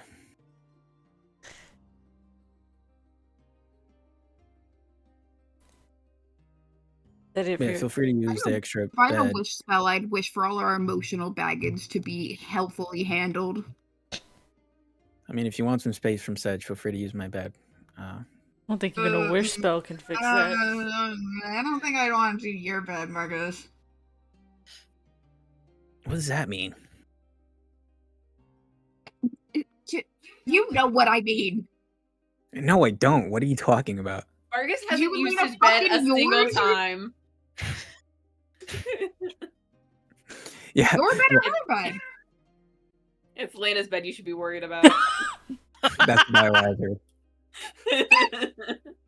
Yeah, don't bring a black light in there. Oh, Like a Jackson Pollock Oh, painting. There it is. There it is. And It's that's gonna- just from one night. It's gonna take a bit more. It's gonna take a bit more than a prestidigitation to clean that. Lena has tried. For all of us. Can we prestidigitate my brain? so yeah, my, I'm my sorry, I bed- don't have It's called modified my memory prepared. my bed's up for grabs. Maybe it'd probably be best for Lena to have someone with her anyway. So, I think Halu's staying with her, so I'll probably just grab Halu's room. all right, works. I'll see you guys in the morning then. You can Good night. return below deck to get some sleep. Can I do one thing real quick? Yeah, what's up? As soon as like the energy in the hallway has like dissipated, Lena just like tromps to her bed, lies down face down into her pillow, and very loudly says to no one in particular except maybe Hello, like, "I did bad, didn't I?" And just starts sobbing. I didn't do a good job. I did a I bad. fucked it up. God, so many college flashbacks. All flooding into me at once. Lena is now in the emotional phase of a college freshman. Helu Yeah. will sit on the ground Whoa. and it's I don't want to just think about my college freshman year. Helu will sit on the ground. It's just like petting her hair and like patting her back, kind of like drunk girl at the bar in the bathroom, ing Lena, and it's just Uh-huh. like it's fully. It's very obvious Helu is like out of her depth in this exact moment. I mean, it's not like Ember had any of these outbursts. No. Well, even with like the friends Helu made in the Feywild, who were like actually in her peer group, Mhm. she's just like ooh, ooh, okay. I'm not prepared for this. I am not prepared for this at all.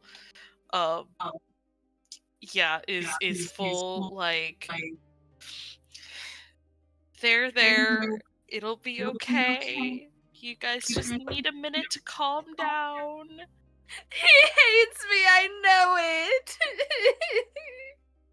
Marcus doesn't. It takes a lot for Marcus to hate people. Helu internally, I think. He doesn't hate you. I think. Probably not, but I'm not gonna say that. He doesn't hate you, sweetie. It's over. No. I'm trying so hard not to laugh.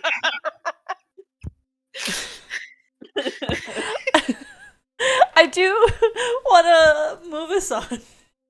Yeah, it was just I just wanted to do that quick flop onto the bed. Yeah, you spend a lot of the night, you cry yourself to sleep. Helu will move her stuff out of the single bedroom into. Yeah.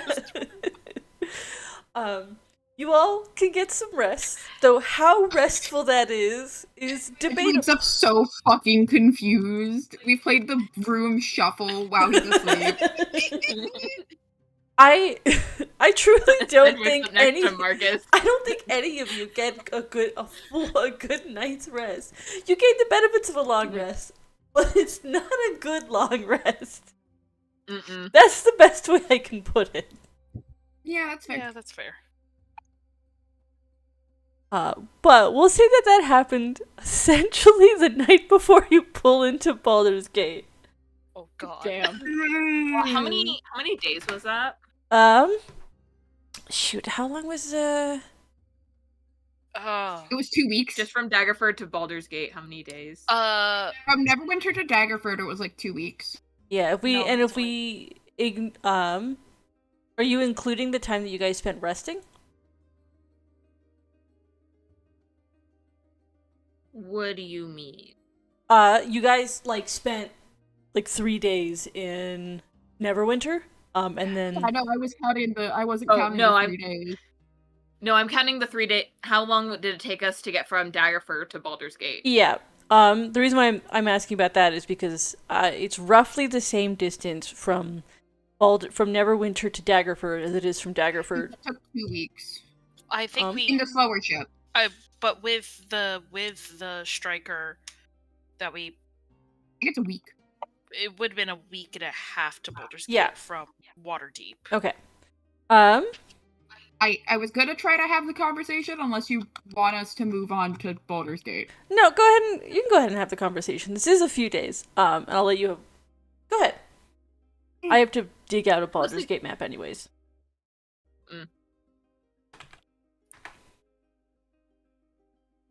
I was mostly just asking for my day since last casting a spell counter. There you go. Oh, boy. About a week and a half. Okay. Teehee.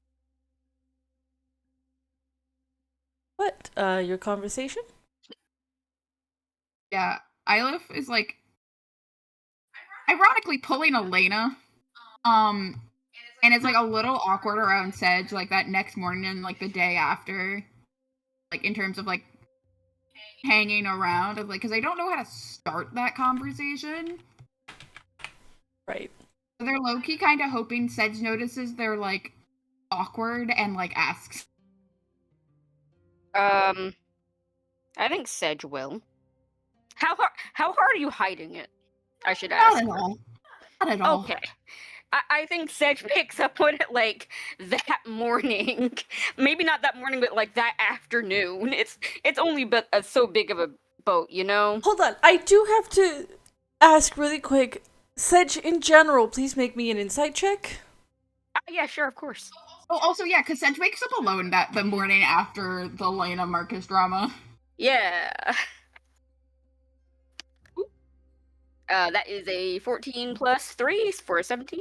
What the fuck happened last night? Yeah. The table is so tense. I wake up alone and I'm like, that's weird. Did I oversleep? And then I look out the window and it's like barely dawn and I'm like, no, I'm up on time. And then the thing is, Ylif comes out of Halu's room. Halu and Blossom come out of Blossom and Marcus's room, and Marcus is already at the breakfast table. Wait, where is it? Hold on, give me 1 second. He's looking Yeah, for a meme. Ylif is especially being awkward around you, for sure. Also, what the fuck happened last night? What did you miss? Like, the first time Sedge sleeps through the night in, like, a week or whatever, and he misses everything. This is Oh yeah, there it is. He's trying to calculate what the fuck happened. But, continue, please, with Yeah, asking I got Marcus, a put yourself 17 at the on that breakfast table. insight. Sedge walks in, wakes up, walks into the breakfast room, and is just like, I'm missing something here. Did Marcus, good morning, first of all. Did something happen last night? I want to point something out, by the way. I think that Marcus would have ate breakfast early to not be at the table with everybody. So then Lena has a table with everybody. Valid. You ate and like, did you? So valid. You finish eating as Lena and Hello are showing up. You're like, I'm done. Yeah, he was the first on the breakfast line. He's eaten and he's gone. Okay, so I guess Sedge just gets his breakfast and is like, where the fuck is everybody? Marcus isn't here. Ylif wasn't in the bed. And my boy is straight up confused. Doesn't know what the fuck is going on. Good morning. How'd you sleep? I mean, I didn't have any nightmares. I did dream. Baby girl. No, go sit. Hi. Can I have a kissy? Oh, I can't have a kissy? Go sit if I can't have a kissy. Damn it. Fucking switch to Ylif. I'm very confused. Like, why is Craig inside talking to me like that? Hold on for Sahara, go sit. Oh, I'm sorry. The tea set's on your seat. You can sit on the floor. You're a dog. What was I saying? What's going on? What was I doing? Dreaming. Yes. Hold on. I got it.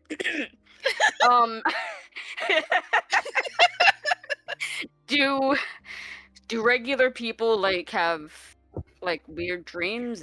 Is that like Yes. a thing? Oh, okay. Yeah. I slept fine. Did Marcus isn't here? I'm sorry. Wait, hold on. DM Yeah. God, Yeah. is Lena and Helu also here at this moment? Yeah, it's everyone Yes, but Marcus. yeah. Okay, I'm just did I miss something last night? Did something happen and like no one woke me up or? I love side eyes Halu and Lena. I think Halu just kind of shrinks into her chair a little bit. Hello, I mean no one's hurt, right? Not physically. I physically. think that's kind of worse if no one's hurt physically. Emotionally, mentally, Yes. spiritually. No. I don't think any of us could be really Ecumenically. hurt spiritually. Okay, can I ask what happened? Um, am I explaining? I think Have I Lena been? heaves a big sigh, shoves like Lena a and biscuit Marcus in are her. on a break. No, I wanted to say it. Oh, I'm sorry for stealing your thunder. You could say Like- it. Isla like fucking it- slows words back. Chalu puts a hand over their mouth. Is this Lena- like a Hold on, no. Like, reverse. Isla Oh. didn't say it. Isla didn't say shit. I was setting up a thing. Lena feels everyone eyeing, like side-eyeing her, shoves a biscuit in her mouth, stands quickly, and just says, "We're on a break!" through the biscuit, and starts chugging water. well, slow down before you choke. Like a bedroom break because you're an Eladrin, a tiefling, or They have the same Ew. genitalia. What the fuck are you on about? well, one trances and the other one doesn't trance, so you know. Okay, okay. Isla, get your mind out of the gutter, come on. No, And you say it's a not that. bedroom break. Yeah, I mean, yes, but no, that's not the reason.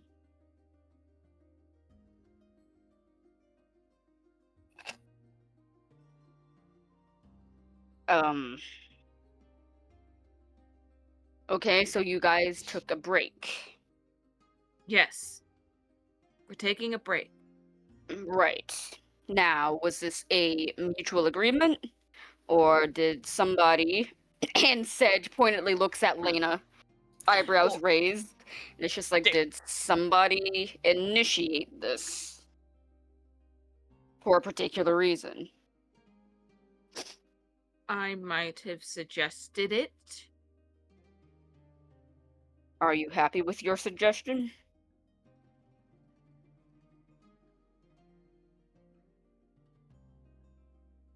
This isn't accusatory, I just want to make sure that you're sure. I'm not happy with it. It's been less than But I 12 think- hours. I'm still kind of processing. But I think Marcus and I both agree that it's the best course of action for now, considering the circumstances.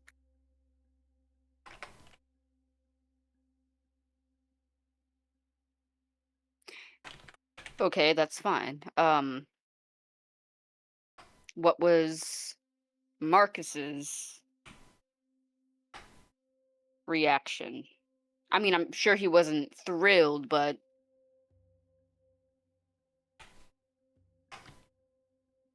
he doesn't strike me as the type of person who will. Well, he strikes me as the perfectly. He's very dedicated to you, so I'm sure he's fine with you taking all the time that you need, right? That's what he said. Well, there's no reason to Don't know doubt if him. it's true. There's no reason to doubt him if that's what he said.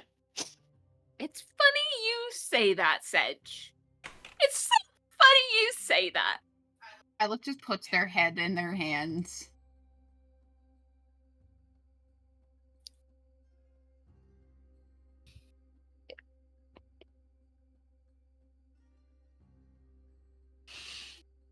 Luna starts, whatever is left on her plate, she just starts shoving it in her mouth to keep herself from saying anything else that might fuck up the situation even more. No, keep talking. Like, Isla looks at it. It's like, no, keep talking. Finish whatever thought you were having, please. Spare us from having to guess. By all means, go ahead.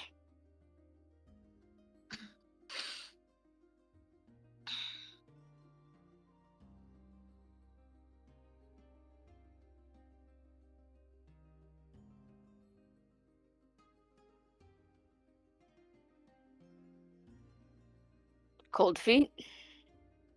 This is me trying to figure out what to say. Ah, okay. Because I am also crocheting at the moment. That's fine. I'm playing word games on my phone.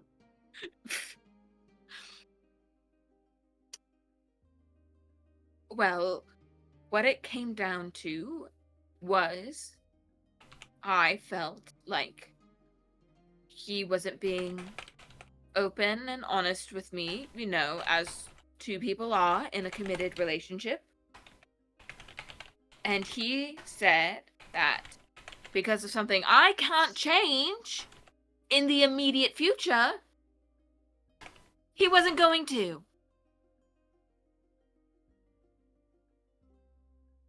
Okay, so does this have to do with Titania? Yes.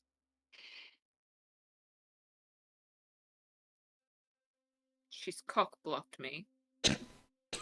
Well, personally, I think that should be something that should be sorted out between you and her.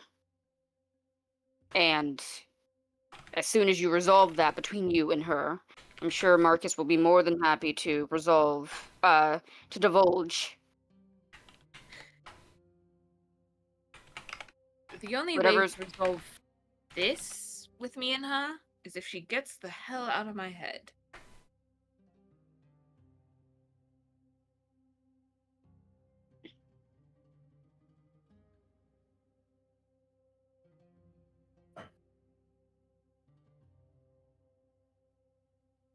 Well, all more the reason to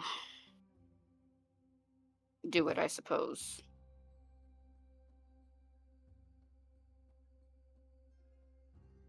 She's not exactly a nice person. I'm not surprised that Marcus doesn't want to tell you things because he doesn't want to tell her things. Well, but he's worried she'll use them against him. Just fair. She did. She does have a history of it.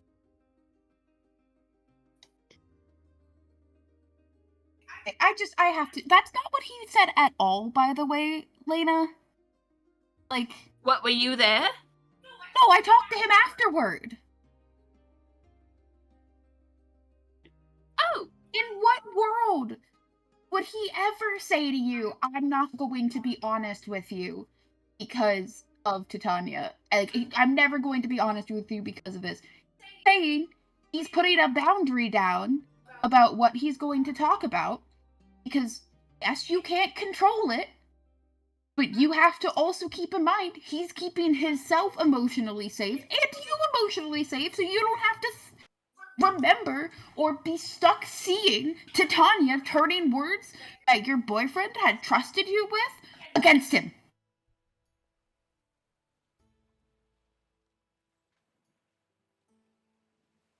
Oh.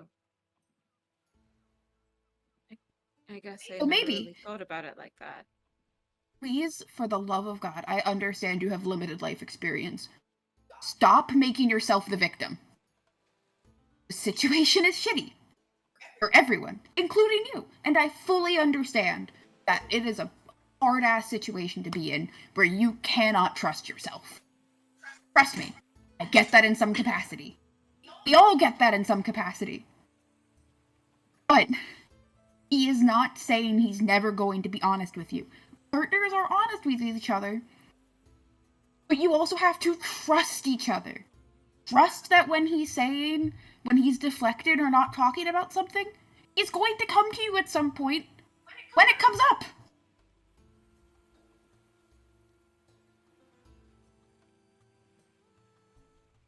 Just like how you don't tell him everything.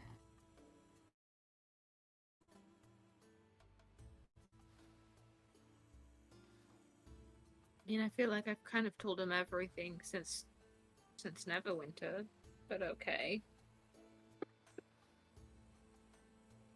And that's your choice. Boundaries are an important part of a relationship.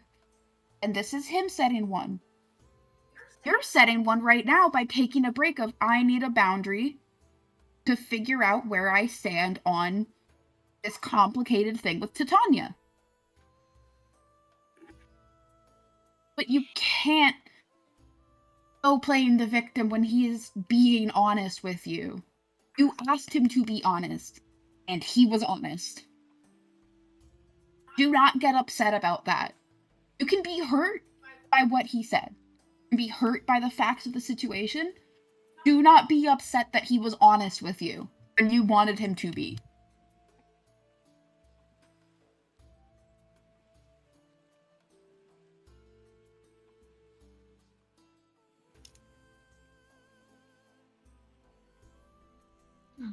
I think Lena just shrinks in her chair, knowing that Ylif is 100% correct. And part And of now she just doesn't want to having say a anything functioning to set 'em relationship, off. and part of having a functioning relationship is one, understanding when you need to walk away from a conversation, which you did last night instead of having a blow-up argument. I'm proud of you for that. Not sarcastically. I'm genuinely proud of you for stepping away to prevent a blowout argument. But you need to be able to have a conversation with each other without the rest of us having to get involved. And I think, genuinely, this break is great for both of you to, like, handle some of your shit as friends and not a couple. I do not doubt that you both love each other very much, but it has been a lot with the Titania shit. And I don't know, this is not my business if you have or haven't had a genuine conversation about the shit Titania said to him and did to him while you weren't away.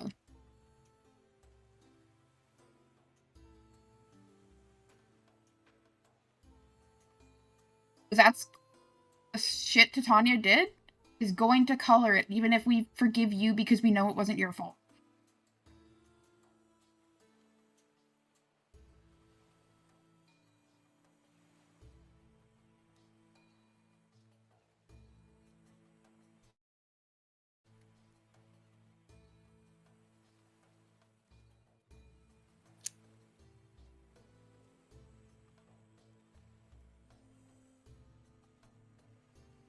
Right. And I'm saying all of this out of a place of love and some frustration, because I love you, and I hate you and Marcus fighting, and because of misunderstandings, instead of for, like, genuine reason. That sounds shitty. Like, I wish you guys would fight for, like, genuine reasons, but because you guys are upset and that's valid, but, like, the misunderstanding aspect of it was getting very, very frustrating.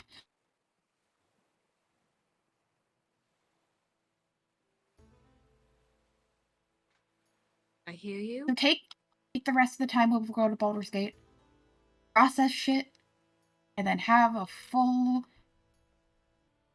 notes listed down conversation. I'm gonna leave before I continue because it has stopped being productive. Have a great rest of your breakfast. And Ylif will head back to there and Setch's room.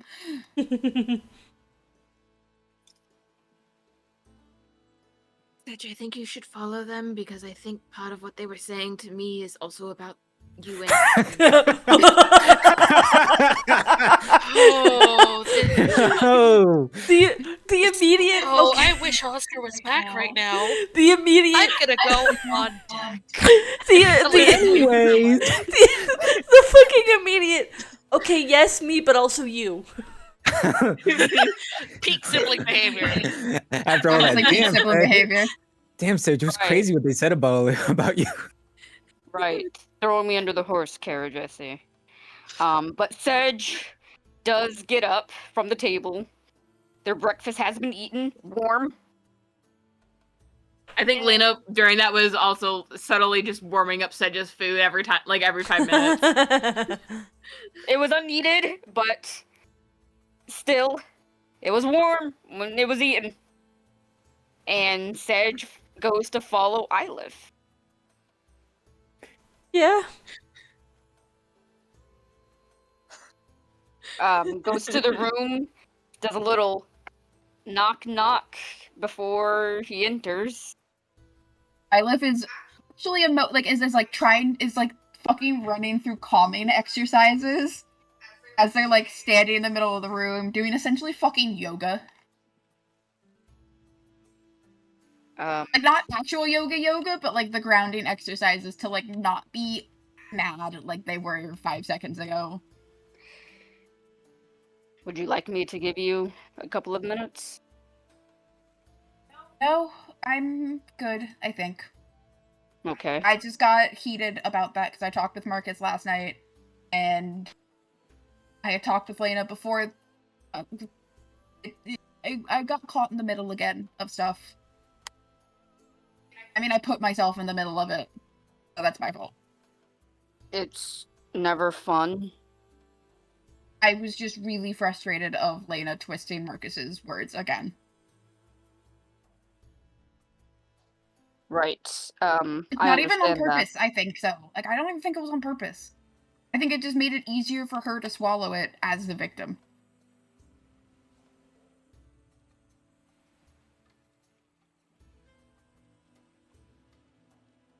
It is easier when...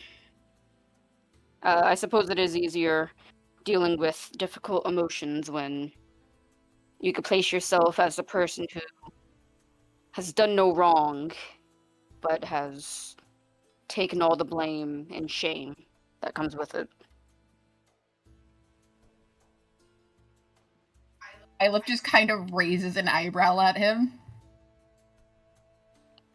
Yes, and Blossom did let me know right after you left that some of that conversation did have to do with me. Continues to raise their eyebrow.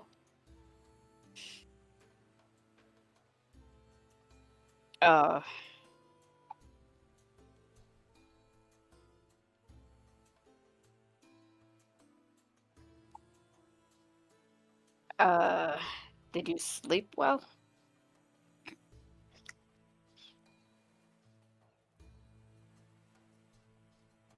Their eyebrow has remained raised. They're not leading him in this conversation. Right. He's a grown-ass adult. Sedge steps up to you, Ylif.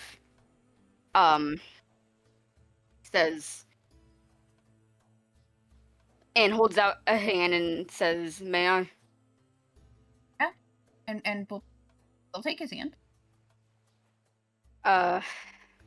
I know I have been going through some extremely difficult times myself, but that's no excuse. It's no reason to have been treating you the way I have been. I'm not used to relying on people, really. And, well, I don't think we need a break. I do think just a little bit I need to step back emotionally from everything I've been putting you through. I think it's important for us to support each other as friends first, because it's hard to because I love you and I don't want to take a break. But I think there needs to be honest conversation of some of how you've been acting has made me uncomfortable with the possessiveness of it. And every time I come back to myself on mornings like these, when it's calmed down enough that I have my wits about me, I wonder, why the hell do I do things like that? I genuinely don't mean to be, but I am trying to be better. I will be better. I know, and I know, just like Blossom with Titania, it's not your fault. It's just sometimes hard to separate the face and voice from the actions, even though you know they're not what you consciously would have done. And for that, I'm sorry. And I think I'd like it if... because obviously, we're gonna have a really strong connection because we love each other. But I think you need to rely on the others too. Because I can't hold all the weight. I'll break under it.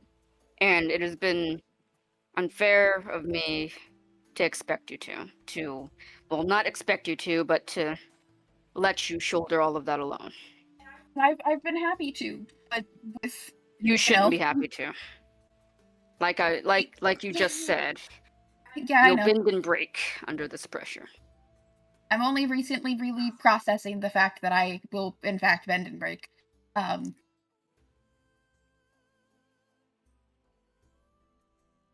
But I love you a lot.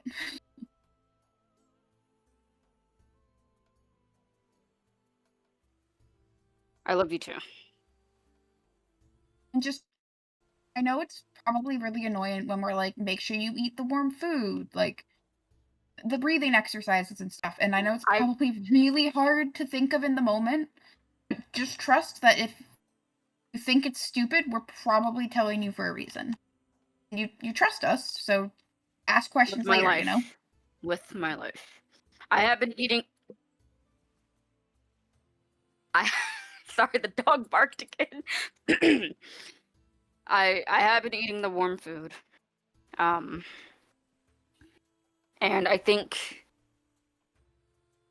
I've been having regular dreams, I guess. So that's been helping. Yeah.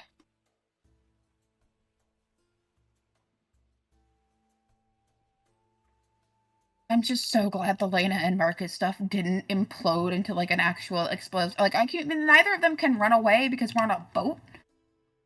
That's very Dear Lord. convenient. I know, right? But also, I don't we're on doubt... a boat. It means they can't actually like separate and give each other space. Well, I also don't doubt Lena's ability to transform into a shark and swim off. Yeah. No, you're right. If she felt like she needed to leave, I'm sure she would have found a way. I wasn't too harsh with her, was I? I think you said exactly what she needed to hear. Could I have said it better? Probably. I was so frustrated. I think all of us need a little tough love every now and then. Yeah, I mean, it sucks. All of it sucks. The whole situation sucks. Well, it sucks more because we care for them. If they were just random strangers, I'm not sure I would have, cared too much about their interpersonal lives. Care in the sense of I'm a nosy bitch, but yeah, no, not the same level. Noted. I'm not going to ask now, and you don't have to talk to me about it. You should talk and process the conversation that you had with your sister before we get to Candlekeep. Or maybe not process, but like talk about it before we get to Candlekeep. It does not have to be with me. It does not have to be with me. It could be with Marcus. It could be with Halu. Sedge closes his eyes and breathes deeply. And it's just like, I will talk to somebody about it. Because I think, my opinion, is it's better to process what she said and be able to ask your parents to clarify with a clear mind and having already thought about it instead of going in on a back foot to an emotional conversation. Right. I might ask everybody, honestly. Talk it out with... Everyone has different perspectives on what happened, I'm sure, so... I mean, Marcus and I saw the tavern conversation. Yeah, and Halu and Lena, and before we started, while we were cleaning up the room after I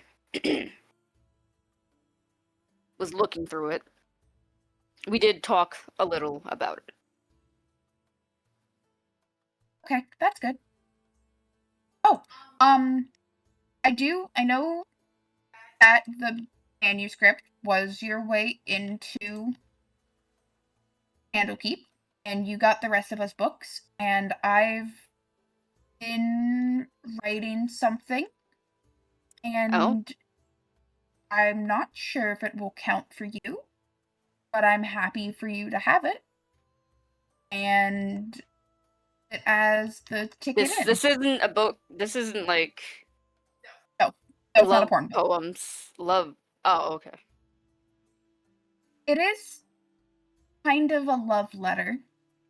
Okay. I do like letters. Okay, it's a metaphorical love letter. Oh. Well, don't sound so disappointed. I, You haven't seen it. right. I'll write. You know, I'll I- write I you just- love letters, Athildon. Don't worry. Just I not right mean, now. I mean, And if you, Eilif will if you pull out insist. their own manuscript that they've been working on since the gay bar, essentially.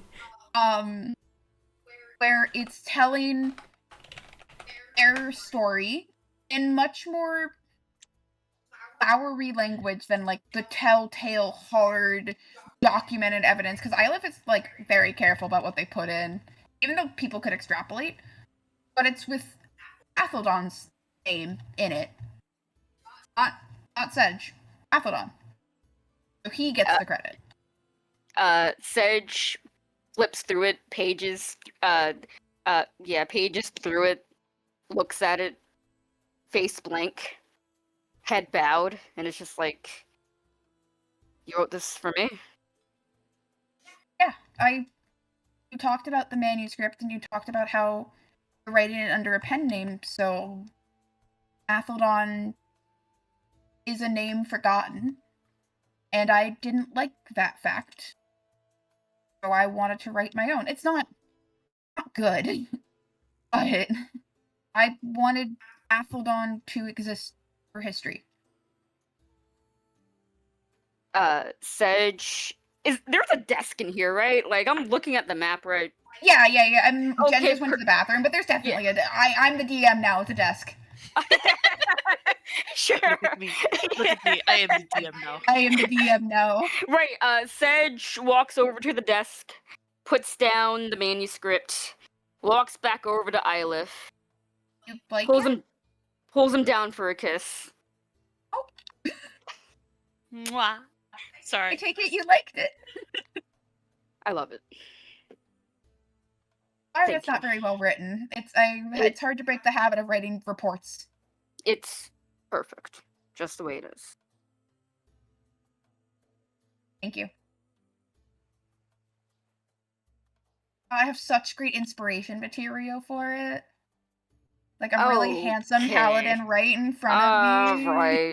All right. Right man. there. Who? Me? No. Yeah, you. All right. I'm going up deck. Sedge just blushing furiously. Oh, you're gonna leave little old me by myself here. Oh, I guess you'll Yes. have to. He's that embarrassed. I guess I'll write you love letters while I'm all by my lonesome then. Sedge just still blushing. Face completely red. It's just like, ah! No Sure. kiss. Too horny to be mad. I'll write you love letters too. I think Marcus is calling my name. You're so cute when you blush. I think Helu is also calling my name. Uh-huh. And I leave.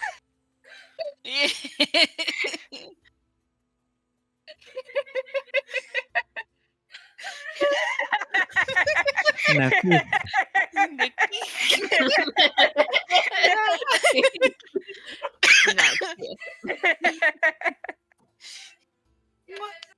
Restroom, so I guess just fucking You're the Sedge DM go now, find come Marcus. on. Yeah, does Sedge go find Marcus? Yeah, I guess so. Which is so funny because my ass is on the both of our asses are on the top deck. Perfect. Both of you there together. The Sedge is just like, excuse worked out. yeah. I don't think Marcus is easy to find. I think he's commandeered like the fucking crow's nest or whatever the fuck you call it. Yeah, it's called the crow's inbuilt nest. Marcus detector. Absolutely. Just like, Marcus, I'm coming up there. Don't dimension door down. I'll cut down the rope. Don't you dare. It's a crow's nest. It's a wooden pole. I'm climbing up. My office hours aren't open. Go away. Don't care. We have a life debt. I'm cashing in. I toss down like a tin can. We'll sit just like halfway over on it. Yeah, you know Marcus is upset when he won't even talk to Sedge in a joking manner. I know. I need to talk. I don't know about what. That made no type of sense. What are you going on about? You know exactly what I'm going on about. No, I don't with you nowadays. Exactly my point. And Sedge Right. has been talking in stupid circles long enough that he is up there with Marcus. All right. Well, Marcus has like a little blanket set out. He's got like a little thing to heat up his tea and whatnot. Like maybe like a little box as a table. Perfect. I brought sandwiches. He just We made a can have little. lunch up here. I don't want any of your fucking bag pocket sandwiches. What do you want? I made these in the galley. Well, either way, you had to tuck them in your back pocket for you to climb No, up here, right? they're in the satchel that I'm wearing. Well, I already ate. I don't need any of your sandwiches. I don't What do you care. want? You're eating again. You need to bulk up. Well, like you need to bulk up. You're the one not eating your food. I eat my food. I just eat it when it's cold. Okay. What is it that you want to cry about? I'm busy right now. I'm sure you are. Anyway. I'm very busy. I feel like Marcus is a little journal. He's been like logging the flight patterns of seagulls or some shit, you know, keep himself busy. Seagull population recovering after Oscar decimated it. Yeah, that's right. He's keeping numbers. Live news. That's He's that. checking, like the amount of time it takes for Oscar to.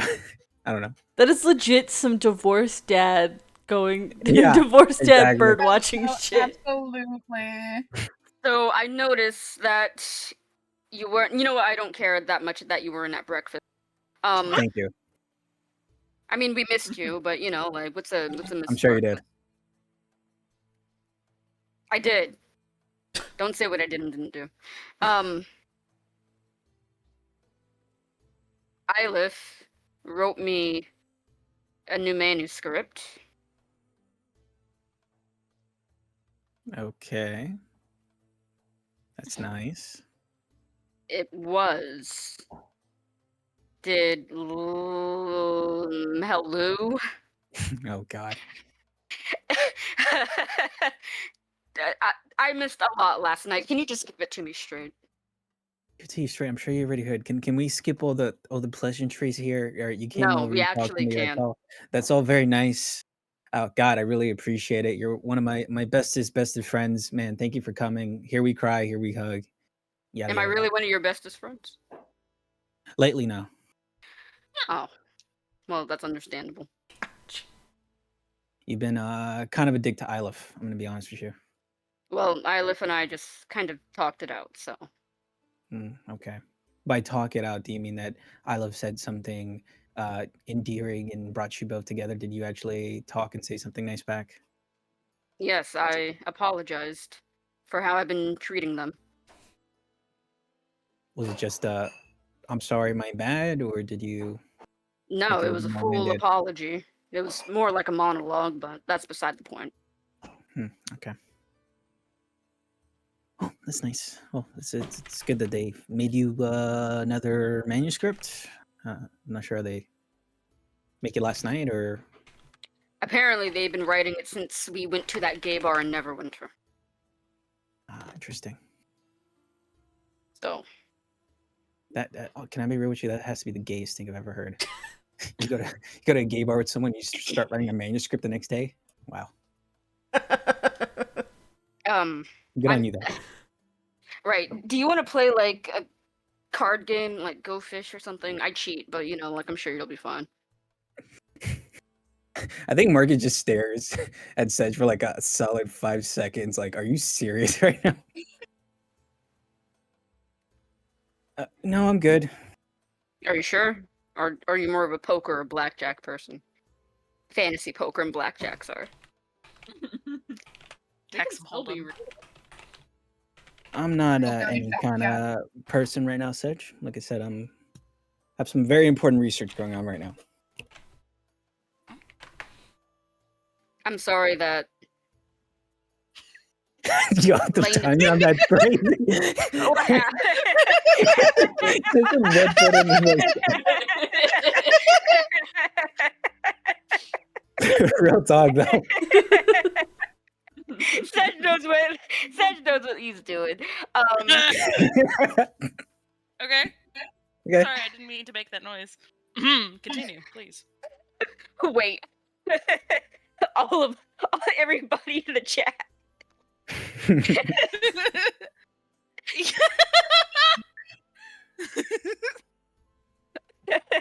When you're trying to have a serious conversation, but the meme chat is on fire.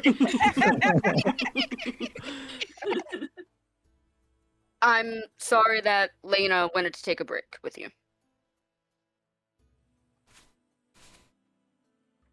Okay. Thank you for your sorry. That makes a couple of people now. I think I just have to wait for Helu, mark it down in my book here. I'm gonna say sorry. Oh, that's right. Yeah, I think you're the first. Okay, that's nice. Thank you. Well, you're welcome. Good I'm talk. not gonna leave you to your little pity party. I am staying up here. I literally gave up my room. This is the only space that I have. Okay, you're taking up like almost half of it. I'll stay for about 10 minutes.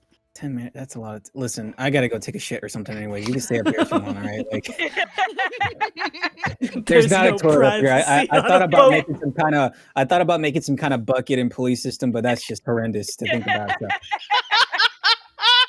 I'll just have to brave it and make it downstairs without running into Lena or anything. So. Well, I can arrange that for you. I'll go. Oh, cool. Wow. What a pal you are, Sed. You're going to be my intercept so I can go take a douche? All right. Thanks, man. Listen, I'll be okay. You're going through some stuff too, so feel free to stay up here for those 10 minutes. Look Going at the through sky, stuff. count some seagulls. No, we're all going through stuff. Shut up. You more than most, I think, lately, but that's fine. That's cool. I will sorry be for all that. fine. I'm not the one pouting and sulking and Mm, running away from my problems. At least I'm not trying to. that's Rich Oh Sedge. I my think just the God. other night you tossed your room. You were hardly talking. You were blaming us for at least your current problem, maybe your future problem. So I'm not really sure. Am I doing it now? Honestly, don't know. Exactly. You don't know. So you can wallow all you want. You can have your little pity party and your little bitch fits. But Pity I'm gonna party. be I'm here. just up here minding my own business, okay? yeah, your little fucking pity party. I'm giving Lena going the to be space that she here. wants, okay? All right. I'm doing everything that I can right now. All I wanted was my own little space here for me to have my tea and watch my seagulls, okay? I think their population is what you're finally doing? recovering. Yes, it's exactly what I'm doing. I told you that's what I'm doing. I told you not to come up here. I threw a whole fucking tin can at your face just a second ago. Yeah, tough And shit. your solution was to come up here and ask me to play fucking goldfish? Are you serious? Well, if you don't want to, What are we, that's all you fifth have to graders? say. I did. I told you I didn't want to. I told you to leave, and you said, "Hey, I'm gonna stay up here for 10 minutes." All right, you can stay up here. You can commandeer my space. All right. I'm not going to commandeer anything. One way or So- another. I will leave and I'll respect your space, but one way or another, you will be talking to me. And Sedge leaves. Will be talking to me. The fuck is that? I think it's very awkward for Sedge to like he's like Oh my trying to leave, God. but he's like, well, how do I fucking get down here? Like without dying or like making like myself look like an idiot. I think he sees Marcus sees that, like bends down a little bit, smacks him in the forehead, dimension doors him down to where he Fuck finally. you. Middle fingers. God.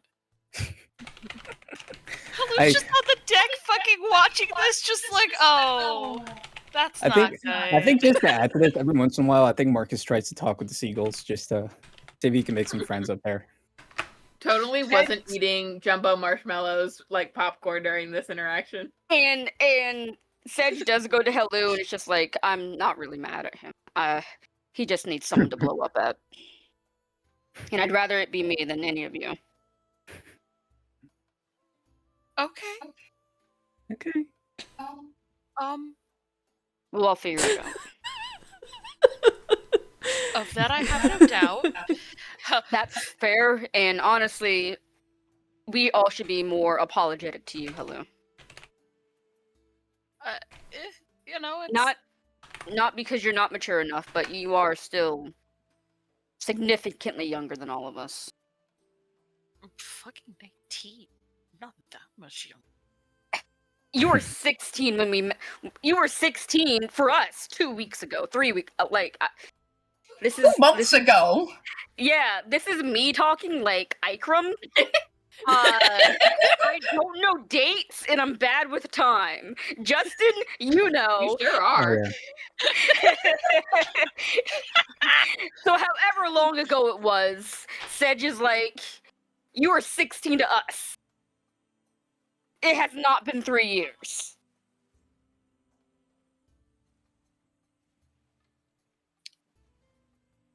Okay.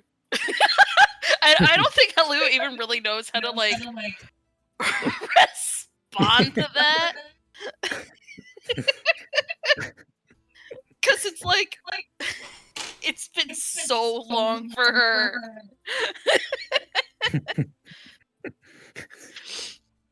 I just want to clarify Marcus's thought process when Sedge goes up there, like, oh my god, this is Rich, this guy coming over here trying to talk to me about problems right now. Mm-hmm. Yeah. Oh yeah, Yeah, no, I'll pick Sedge that knows up. he's being a hypocrite. 100%. Everyone is being a hypocrite but Helu. Yeah, exactly. Ylif is actually fucking talking about things. Ylif took the fucking intervention to heart. Mhm. Yeah. Thank you very Ylif, much. Okay. It's Ylif and Helu. Don't worry, can I- that'll change. Funny moment that I just thought of. Mm-hmm. As soon as Marcus comes down to use the restroom, Oh, as he's going in, Lena opens the door to come out of the restroom. See, and Marcus this is says that why. she's nowhere in sight. He's like, all right, this is my chance. Oh god. That's terrible. Oh my god. See, and you shirked Sedge's running interference, and this is what you get. Running Like Sedge would have into made it worse. not X on the I way feel to I feel like Sedge would have made it worse. Just like track down Lane and be like, hey, just making sure you don't gotta take a shit in the next 5 minutes, right? No? Okay. Nice. Well, don't go into the bathroom for the next 10, okay? Got it. Okay, no reason. Just Yeah. telling you. I love how I could hear Jen's face in her hands. Yeah. a second ago. The amount of times I put my head in my hands this session is insane. Crazy. Yeah. Yeah, we're adults. These Yeah. characters are adults. Sure. Hey, Ylif and Helu are adults. Marcus is an Lena's adult. definitely not. But is there anything else, or should I move on to you Sedge guys? blows up the arrive? ship. I'd like to get to Rockfall, Baldur's everyone died. Gate personally at this during this session. Hold on, what time is it at work? 'Cause I can probably go. I'd like to get to Baldur's Gate. Let's get to Baldur's Gate. I don't want another getting back to Neverwinter after Lusted. Baldur's Gate, here we go. Wah. Onward and upward. I think you guys arrive probably in the afternoon after. The most tense Oh. game plank walk. Yeah. There's at one point where like Captain Janice comes out and is like, "All right, you all have been very fun to have on my ship, but I think I need you all off of it now." Damn. I think we'd all like to be off. No offense, sir. None taken. Ships are really a bad place for this sort of thing. There's not a lot of space to get away. Yeah, we know. Yeah. Okay. We got Tell me about it. We have learned this. Glad to hear it. But You guys, at some point you are no longer Welcome. Party. no, hold on. My brain is working. At some point you are no longer on ocean, and you turn to sail up the Cheonthar River. Bless you. That is how it's pronounced.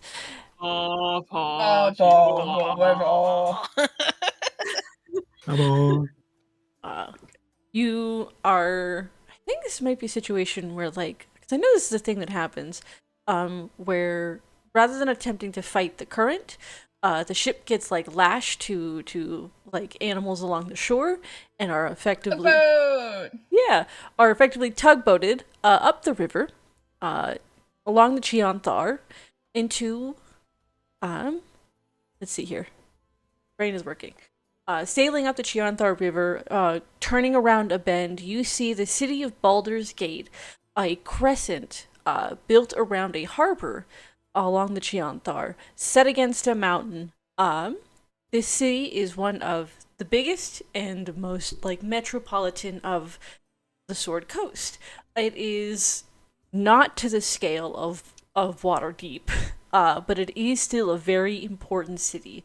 One of its many names is Halfway to Everywhere.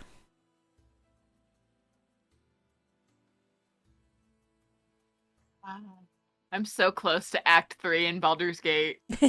Yeah, so as a fun fact, in Act 3 takes place over in like the start of it takes place over in Rivington, over here in the corner. Mm-hmm. Over at Worm's Crossing. And then you proceed, and then it proceeds to skip this entire, like, trip all the way up to the Basilisk Gate on the lower city. Mm-hmm. Go ahead. Yeah, I think you go straight through the Basilisk Gate from Worm's Crossing. Yep. As long as there's no spoilers, because I'm still in Act 1. No, there'll be no spoilers. Technically, this campaign, I believe, takes place about 10 years before the events of Baldur's Gate 3. Perfect. Mm-hmm. So, this is Baldur's Gate, Halfway to Everywhere, the City of Blood, also known as the Gate. Simply known as the Gate, one of the largest metropolises and city-states on the Sword Coast. This is a crowded city of commerce and opportunity and one of the most prosperous and influential merchant cities on the western coast. It is also known as a viper's nest of schemes and schemers. Perfect for Marcus. There is a strong peacekeeping force here known as the Watch, along with the presence of the mercenary company known as the Flaming Fists. These keep the city generally peaceful and safe, and as a result, Baldur's Gate is one of the most tolerant and welcoming cities towards outsiders, whether you're wealthy merchants, poor refugees, or as it's historically attracted, less scrupulous individuals such as pirates and smugglers. Perfect for Marcus, then. Normally, the weather would be usually some sort of like drizzling rain or sleet with some like fog that rolled through the city streets. However, it has been getting colder and colder even as you guys move further south. And you find that it is a very light dusting of snow that sort of has become this like sludgy gray slush on the streets. Yeah. But as you guys pull in, you will pull probably into the lower city docks. So, let's see here.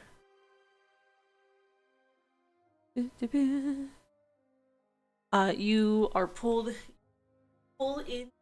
Striker pulls into the lower city of Baldur's Gate, where they are quickly lashed off, the gangplank lowered, and you are led aboard as Janice goes to talk with Dockmaster, getting registered. Eventually comes back to you all and says, well, I hope you enjoyed the journey. I say that knowing that you will have had a very interesting last few days here. Question, DM. Yes. since I'm up on that, the crow's nest, is there any possibility that I can avoid this awkward plank walk and just dimension door to the dock and just dip away into the Oh city? my god, don't pull another fuck. Why? I'm not doing that. I'm just trying to avoid all this awkward shit. I got shit to do in the city. Nothing's stopping you from just dimension dooring onto the dock. I will do that then. So yeah, Janice looks at the remaining 4 and is like, I hope you all enjoyed your stay, and we very likely won't be here when you come back. That's So. We'll miss our book club. Yes, the book club was fun, everything else notwithstanding. And Captain. feel free to send me, of course, letters with that charming little friend of yours. Oh, do send him a letter, likewise, when you get your manuscript published. Yes, yes, I just need to find a good publisher. Someone that's not going to cheat me out of my money. I hear Volo's pretty good. Not on your life.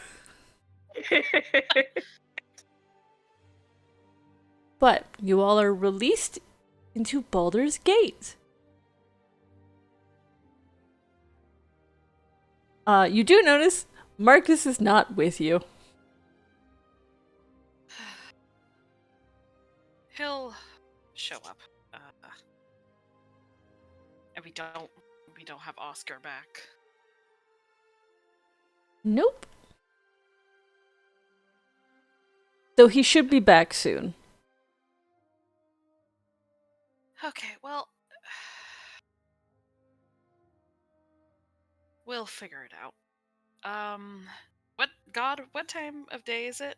This is like a little afternoon. Alright, since we don't know where Marcus is, I'd say we get a tavern nearby where the strikers dropped us off. And then we go from there. I would like to leave tomorrow morning, possible. Do you think they rent horses? Probably. I'd be Oh, shocked. speaking of which, Sedge claps his hand and starts summoning Porsche back. Right here in the middle of the fucking road. Yes. God, it's just like being in World of Warcraft. Okay. Giant dragon appears in the city and just flies off. You summon Porsche. Sorry, you said that right as I started reading a thing about animals in Baldur's Gate. Oh god. To which one of the watch, you summon Porsche, and one of the watch goes, no horses allowed in the city. Oh, I forgot that was a rule. What? No horses This is allowed in my- the city. This is my celestial mount. Well, then you can desummon your celestial mount. This is a horse. He's not allowed in the city. Ridiculous. And Sedge goes up to Porsche and she's like, "I'm sorry." Do you want It's okay, the boss. horse to stomp on a child because you can't see them in the crowd? I'm Their so sorry, Porsche. No, You know, it's, Does it's have okay, money. boss. I got it. I understand. I'm too powerful for these city streets. You are. Never doubt that, or what you mean to me. Not for a moment, boss. And you summon Porsche. Can I ask the city watchman where we could possibly rent horses? He goes, in town? There's no horses in town. Outside, we're going to be leaving tomorrow, and we would like a direction to go to get horses. I will say we are heading towards Candlekeep. Where can we find horses in the direction of Candlekeep? Okay, yeah, alright. Yeah, there are paddocks and pens all along the outer city. Just find some stable out there. I'm sure they'll rent you horses. Okay, thank you.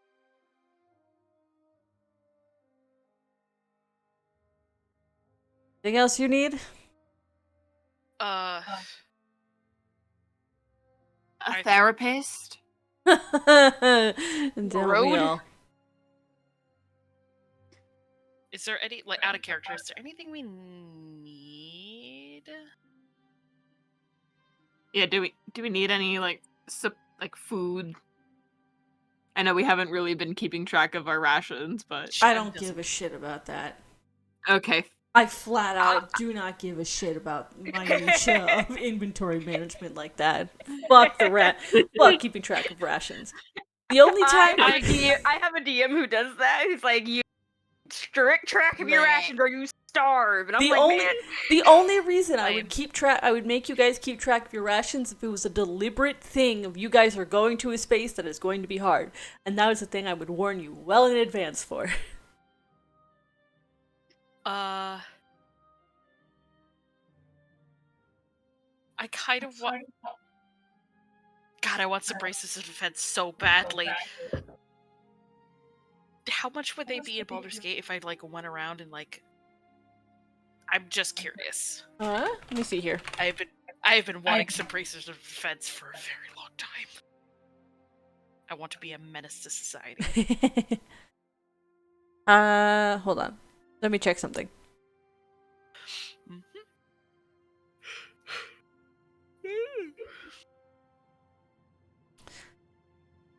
Okay, I suppose I should ask, how much money do you have?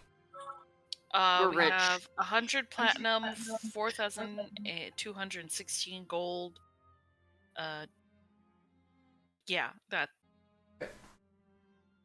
Let me roll to see if it's even in the city. If not, well, it sucks to suck, but...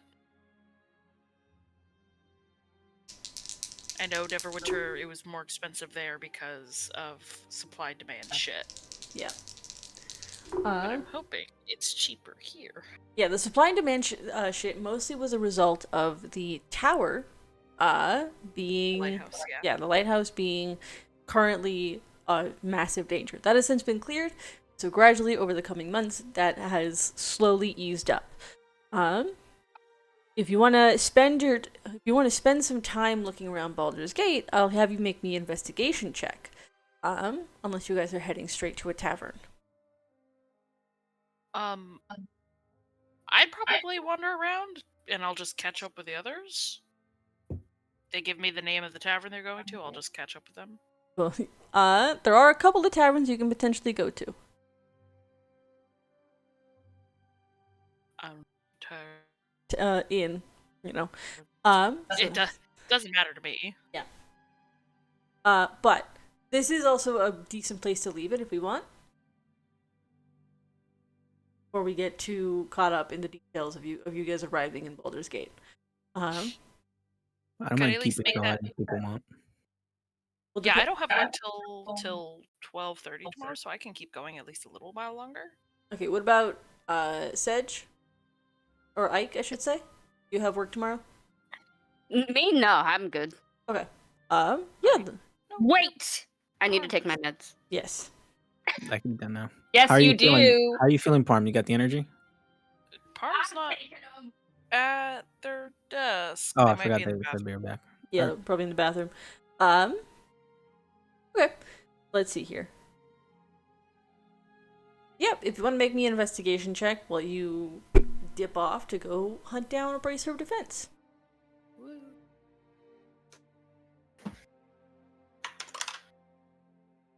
16? 16. Yeah, as you look around, that's relatively success because you're like you can ask around, and be led to Sorceress Sundries. Shop near the Eastern Gate. Stocks all sorts of arcane supplies from spell components to magical items. This is a fairly large. I'm gonna share the picture from Baldur's Gate 3 of what this building looks like. Yeah, that place was cool. Yeah. Oh yeah. Yeah, it's a dope place. Oh, wow. This is a tall, round building, easily recognizable amid its surroundings. Like, you can go up to anyone and be like, hey, where would I get, like, magical items? And they go, oh, Sorcerer's Sundries. Yeah, of course, where else? The domed roof appeared as if it's made of entirely multicolored stained glass. See here. As you enter the ground floor of the shop, you find that you're only permitted in the ground floor of the shop. Decorated with opulent furniture, rugs and silk curtains, many of which inscribed with arcane symbols and like iconography all around. Let's see here.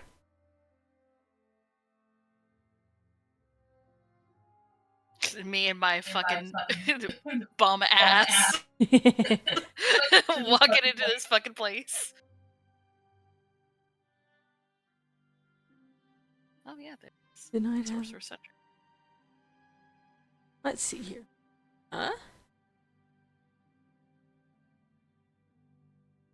But you enter and you can ask for a bracers of defense, to which like one of the helpers here would be like, "Yeah, give me a moment." Thank you. Will disappear for a little bit before coming back. He goes, "Here we are, some bracers of defense. These will run you. Let's see here."